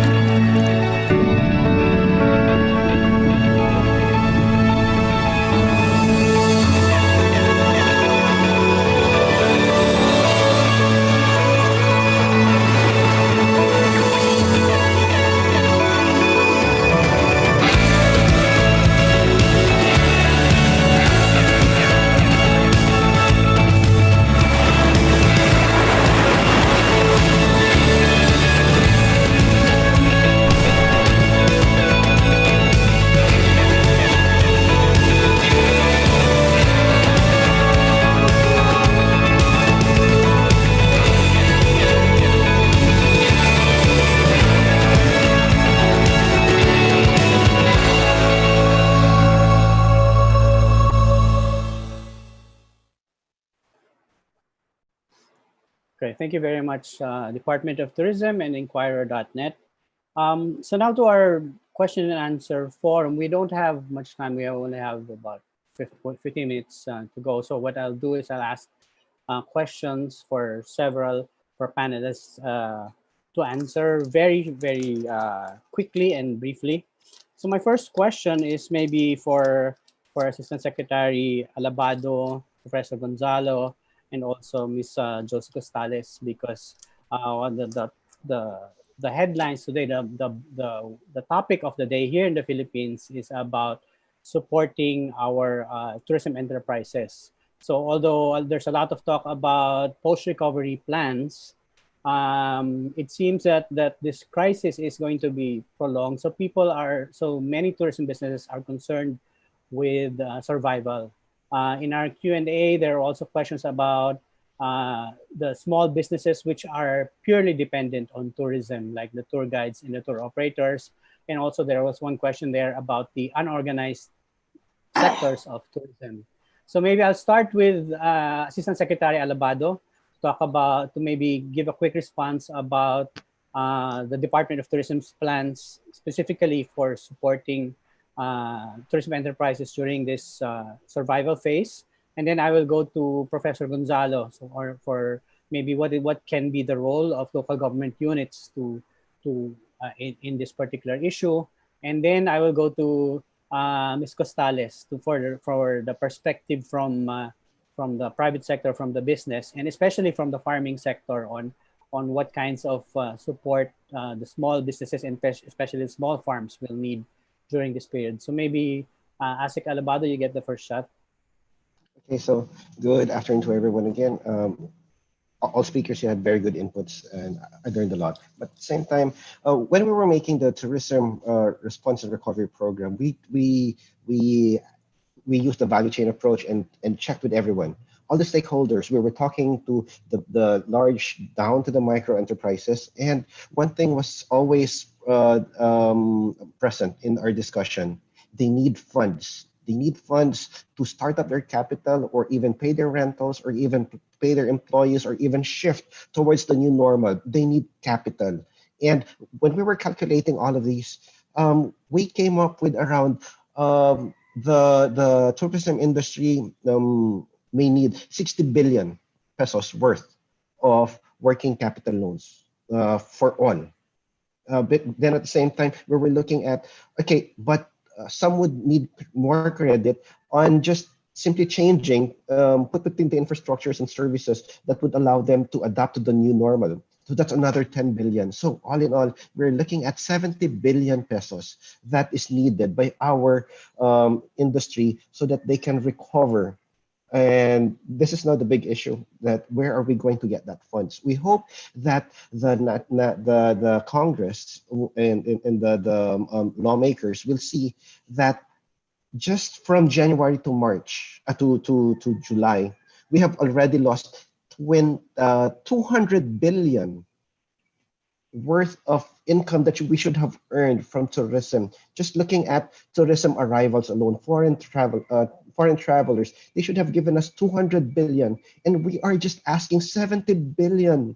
So please, we need all of these, because that's the bulk that our stakeholders need. That's what we're fighting for right now in Congress. Okay. Thank you, Asik Alabado. Professor Gonzalo, what's your take from the local government side? From the local government side, the LGUs will play a key role in identifying who these enterprises will be, what enterprises will be left behind. And after identifying these enterprises, it's crucial that they should come up with strategies to ensure that they could protect their liquidity. The liquidity is actually the main concern at the grassroots level, and the funds from the government will basically allow them to move from this particular situation to the next season. Okay? After ensuring their liquidity, the next step will have to be organizing them again so that they can shift to the new platform, or basically look at other markets or explore other products that they can offer to tourists once the destinations open. So the funds are important, but at the local level, they should be able to identify who these sectors are, what they can contribute, and how can they assist them, and augment the funds available given by the national government in terms of probably reducing the amount of real property tax that they have to pay, subsidizing some of their training programs. These are all crucial for them to survive this pandemic. Okay. Thank you, Professor Gonzalo. Ms. Costales, you have a unique position because you are straddling both agriculture and tourism. So what do you think is most needed, particularly now, for these small businesses to survive? For farm tourism destinations and other stakeholders, we really need, for us to bounce back, we need to recapitalize. And I think there are financial assistance coming from Land Bank, from Department of Agriculture, and Department of Tourism. There's an Arise bill sponsored by Congresswoman Sol Aragones, which we discussed just the other week. And I believe I think it's about 70 billion will be allocated for tourism. We are hoping that we could get a piece from that amount, from that budget, so that we could rebound and recapitalize, to renew and bounce back to our businesses. In terms of Department of Agriculture, there are zero interest loans given to farms for them to rebound. And even during the pandemic, they have assisted us. And we are really supporting the Plant program of Secretary William Dar of Department of Agriculture. And of course, Secretary Byrne is always there to assist us for us to rebound. And we believe that after this pandemic, people will go to farm tourism destinations because the value of health and wellness will really derive from what you really put inside your body, what you really eat. And farm tourism are farm labs. We call them farm labs because we are teaching people how to produce their own food in their own backyards to minimize carbon footprints, and of course for them to be assured that what they're eating are healthy food. And the government is there, still always helping us. Thank you. Thank you, Miss Josie. So, Randy, I want when all of these blew up, and so people were talking about the new normal or the better normal. One of the threads that came out was tourism is going to be permanently changed by all of this, and related to that, people were saying no more mass tourism. Okay, so what are you seeing in terms of but for many, is that kind of thinking, like, is that economically viable? Like the businesses are looking for visitors, but then we're saying no, we can't have so many. So what do you see as the place for conventional tourism in the future? I don't think conventional tourism can be stopped. Mass tourism is mass tourism because that's what the masses want. So you're not going to change the essential element of people like to go to beaches, they like to take cruises, they like to go to resorts. The things they like that they've been doing are intensely held views, and these are not just attitudes, but it's the kind of products that can be easily presented. I think we're going to see an increase in greater awareness of more travelers with some new attitudes. But that's just going to be, incremental, I think, expansion or speeding up of the rate of kind of more travelers looking for more authentic, more safe, et cetera. But I think mass tourism is mass tourism, and it's going to continue. And as we get back, I try to make the point that the travelers, the main thing they're going to be acting post COVID-19 is the same thing I always did. It's what can I afford to do? It's affordable price. What's the best travel experience I can get for the best price possible? That'll never change. That's human nature. But what will change is these attitudes that we did talk about in terms of money, cancellation fees, health safety. There are some things that change. The essential element will not.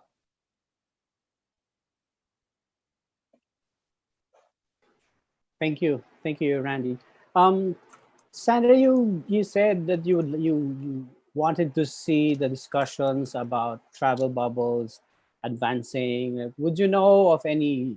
Would you be able to cite any particular twin places that are maybe more advanced that we could get some good ideas from as far as how to operationalize the travel bubbles? Thank you very much. I think there was a lot of discussion on travel corridors and bubbles when we started discussing the reopening phase, I think in June, beginning of July. I think that has died a little bit because especially in Europe, we're seeing that, the situation was under control, but I think they will probably come back again as we see the resurgence of cases in some areas.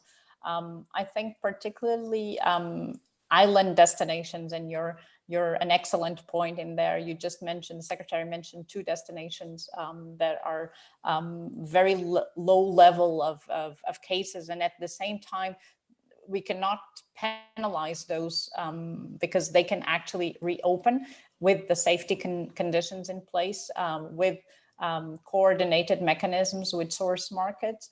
And I think we have been, or governments have been very looking into their domestic situation, which is obviously normal. But if we really want to restart international tourism, I think that will have to be one of the important pathways to explore.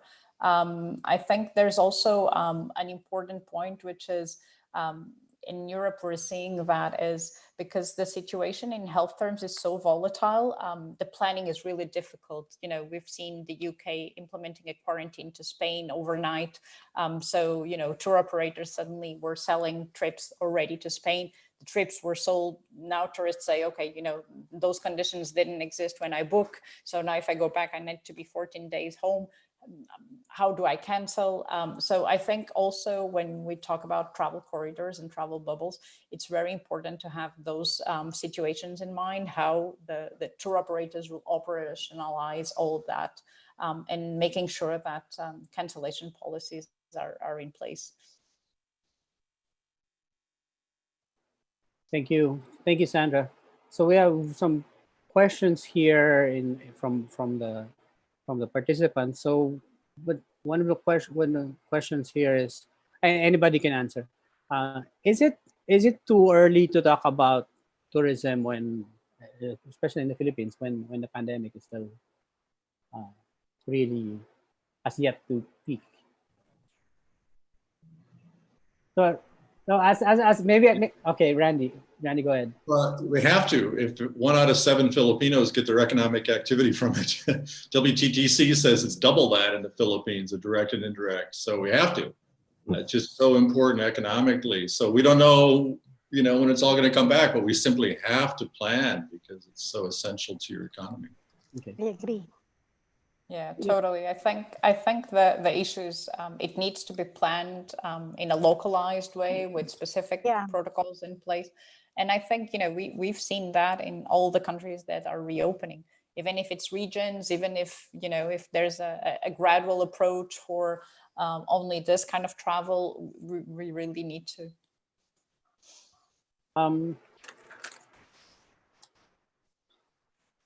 Yeah. Sandra, I wanted to.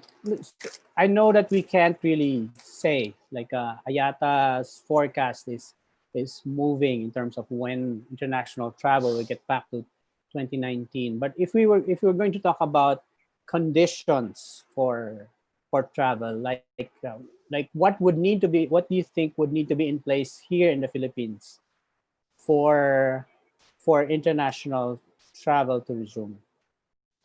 Well, I think there's an important point which is common to all countries, which is the control of the pandemic independently. We don't know when we're going to have a vaccine or a treatment, and also when we have, how long that's going to take into a mass production that allows really for a good percentage of the population to be vaccinated. I think that the most important thing is at the end of the day, the management at national level of the pandemic, and also the information. We're seeing in many countries that the levels are being controlled. And even if there's resurgence, I think there's a point which is the health system capacity, and also the capacity to trace. WHO insists very much and within the system of the issue of test and tracing. So that applies not only to residents, but obviously to tourists as well. And having the necessary measures in place that both communities and the visitors can be treated in the same way. You know, if I'm traveling to a country, I should observe totally what's being implemented there, and also minimize the risk of bringing extra outbreaks. Could I add something there? You know, aviation is so essential to tourism, and the Philippines is so dependent upon aviation. You're an island country. And, you know, your international clients, you know, I mean, aviation is so hard hit, and we're going to be worried about germs on flights for a while. You know, nobody really feels comfortable with that either, you know.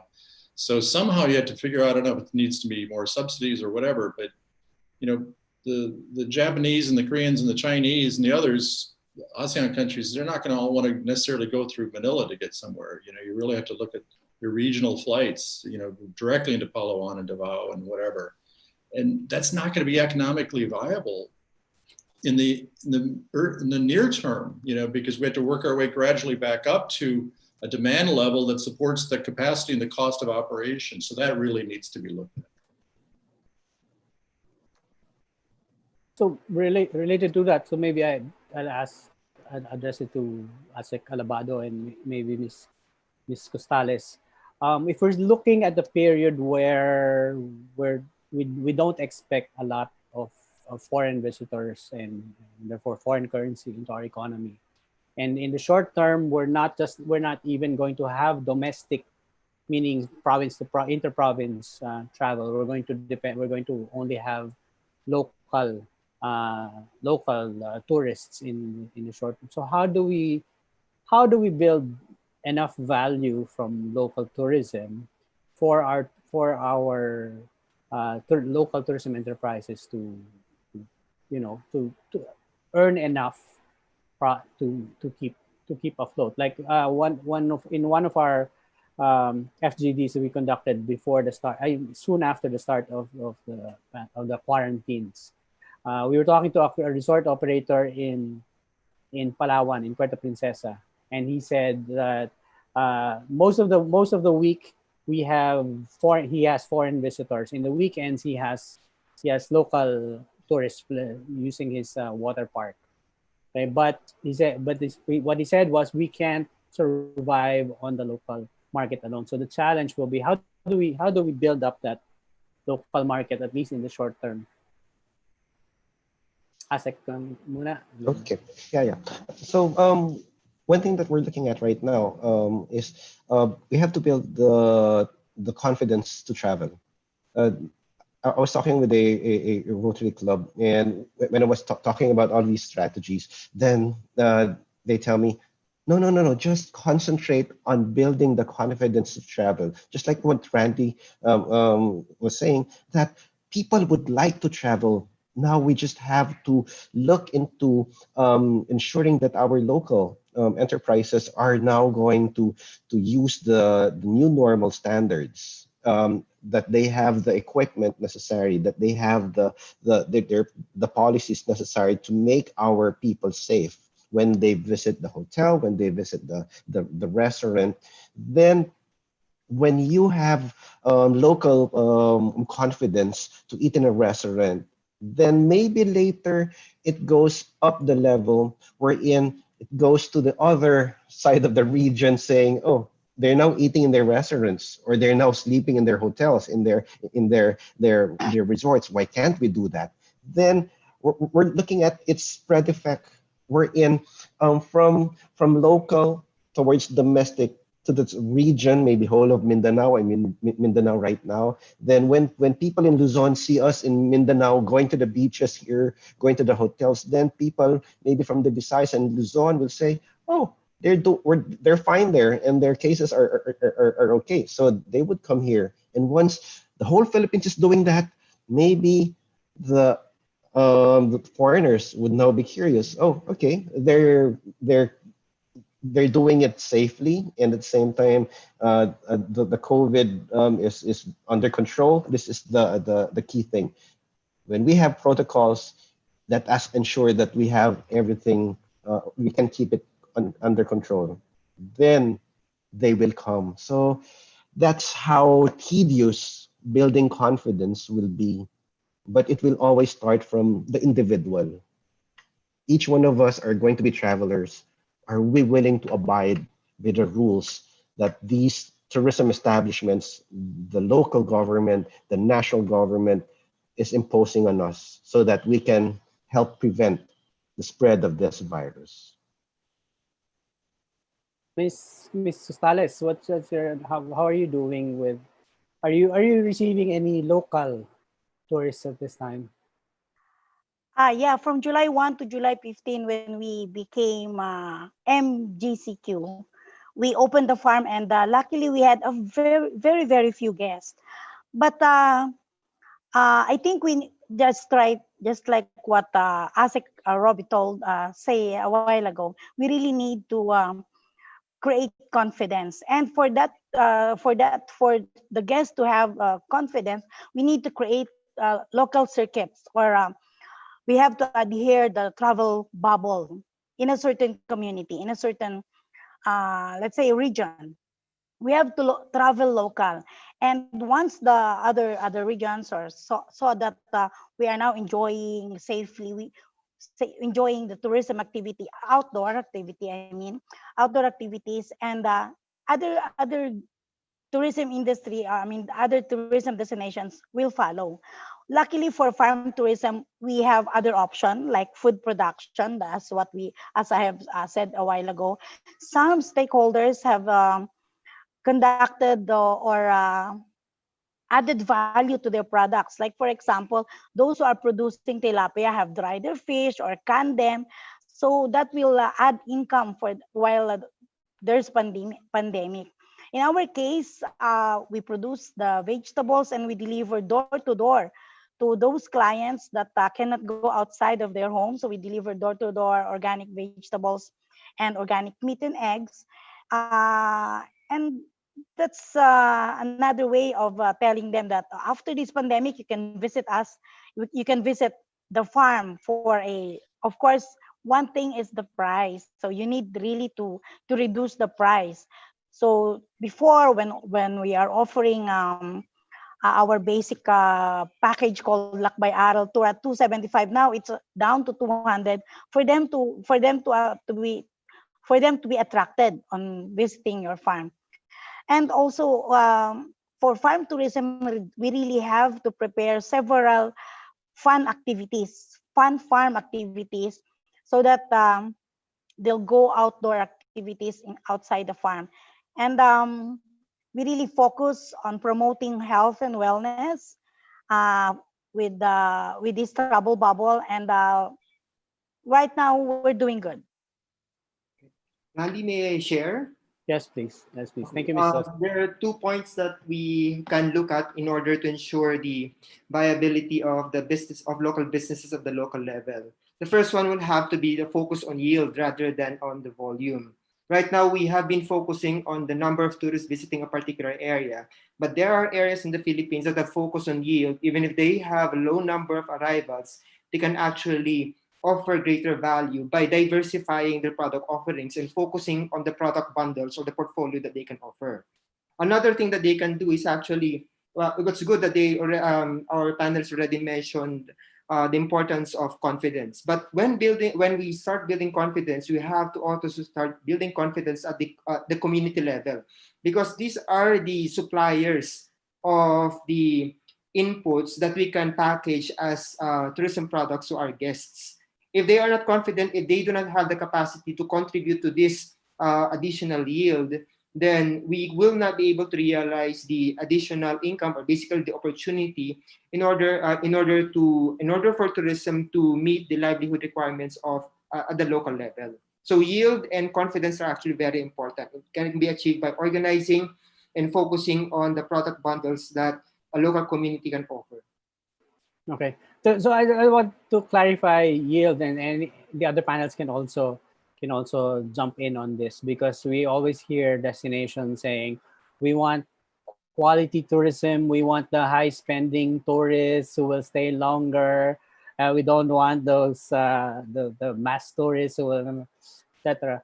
Okay, but so when you say that the local destinations can maximize their yield, does that mean that that tourism will be for the higher income, or can you still maximize yield even from any income segment? Okay, so meaning does that mean that we are going to an exclusive form of tourism where we're choosy and selective about, we want the ones with the thick wallets or something? Okay. It could be a selective type of tourism product development, but it has to depend on the capacity of the local community to offer. Again, we cannot discuss yield without considering the level of confidence and the trust of the local community. So basically, we could be selective if the community is able to deliver that kind of quality. But then again, we could also increase yield if we provide opportunities for tourists to spend on other things. So that's where diversification comes in. We do not just focus on the products that can be bought in a particular area, we could bundle this with other destinations so that they can spend more at a given time. Yes. Thank you. Sorry. Asek, I'll give DOT the last word. We're running out of time. So, Asek, last you wanted to comment on that, Assistant Secretary Uh, Alvado. Tourism will always be the need and want of everyone, no matter what level. But at the same time, I think this pandemic now has provided us with great opportunities to redefine what tourism really is.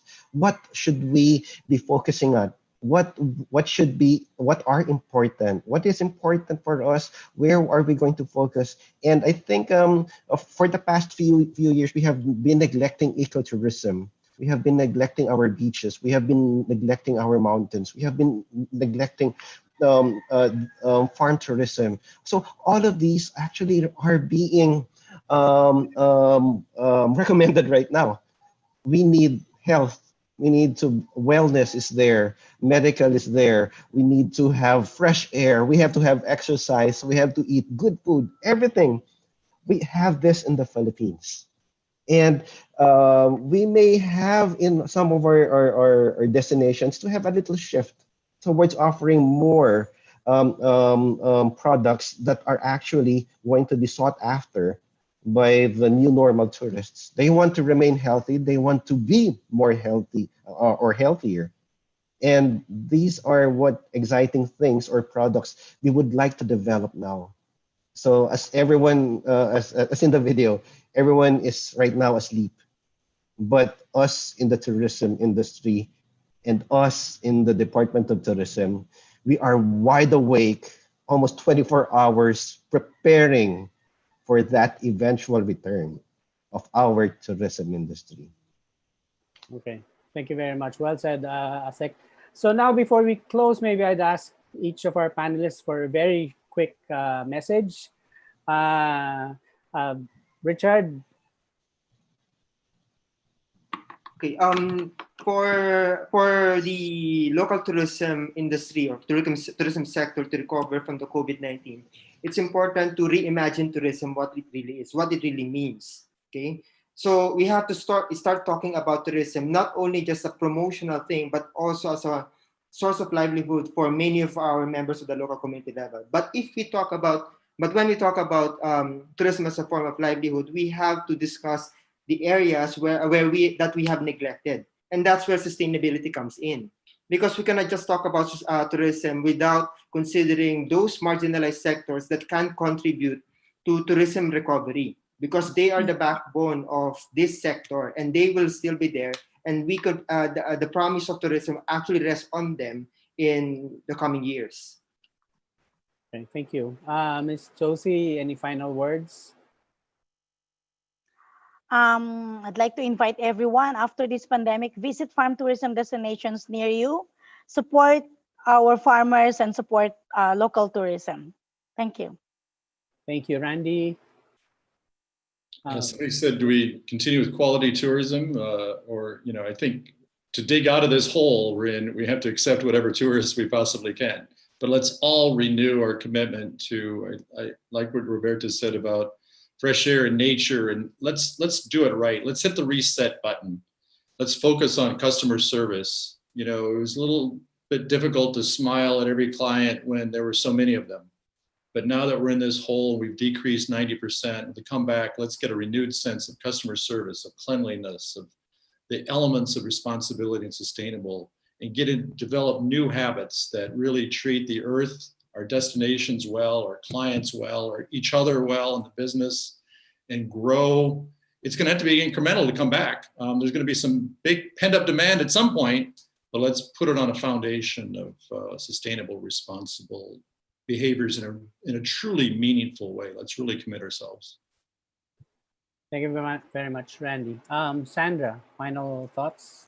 Yeah, I think definitely to do all that, I think we need to create new ways of collaboration. And I think also in this new normal, there's an opportunity for a new governance of tourism, either at global level, either at local level. I think there needs to be more coordination mechanisms that we make sure that, as Randy said in his slide, tourism is not for tourism administrations only, and we really need the commitment of everyone around to support tourism. And in that sense, I think we can't forget this is a people sector, and people are at risk at this moment, their livelihood. So I would just second what the Secretary said in terms of governments really need to put up support measures for workers and vulnerable populations who see their livelihoods disappearing at this moment.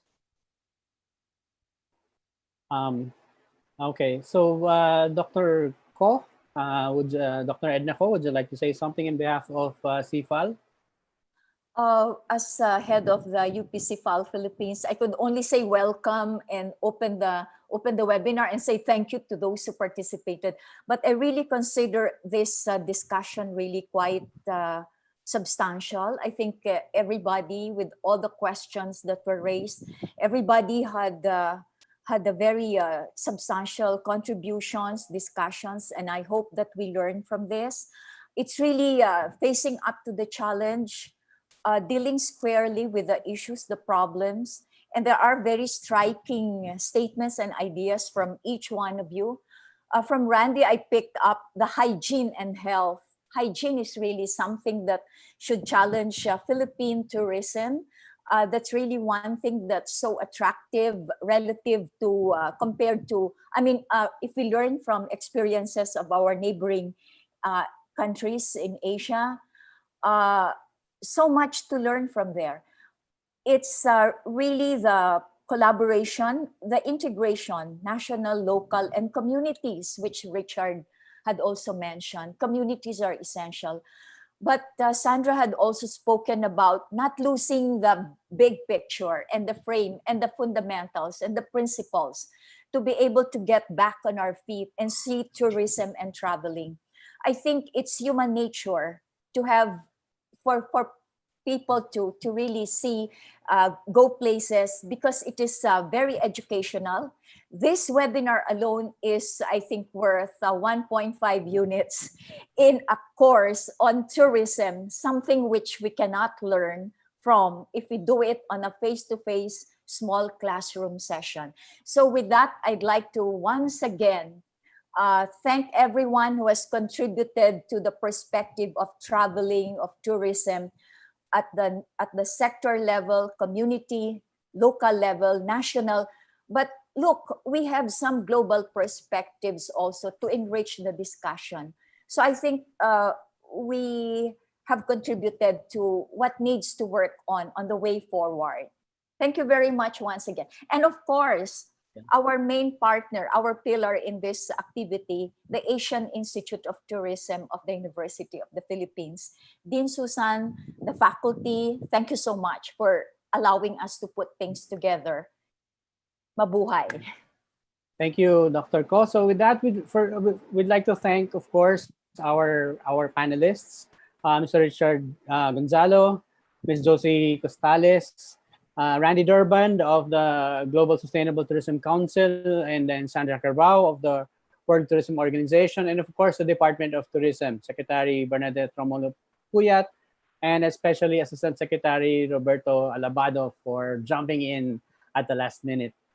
Okay. Thank you very much also to everyone who joined us for this Zoom conference, and those who are following us on YouTube. Those who were registered will be given copies of all the presentations that were given today. Mabuhay kayong lahat. Mag-ingat po kayong lahat. Thank you very much. Bye-bye. Bye. Mabuhay. Thank you. Thank Thank you. you, Sandra, Thank you. Randy, Asek. Thank you, Ma'am Edna. Thank you, Thank you, everyone. Josie. Thank Good you, to see you. everyone. Bye. Daghang salamat sa tanan. Bye. Thank you very much. Bye. Daghang salamat, Asek. Daghang salamat. Stay safe.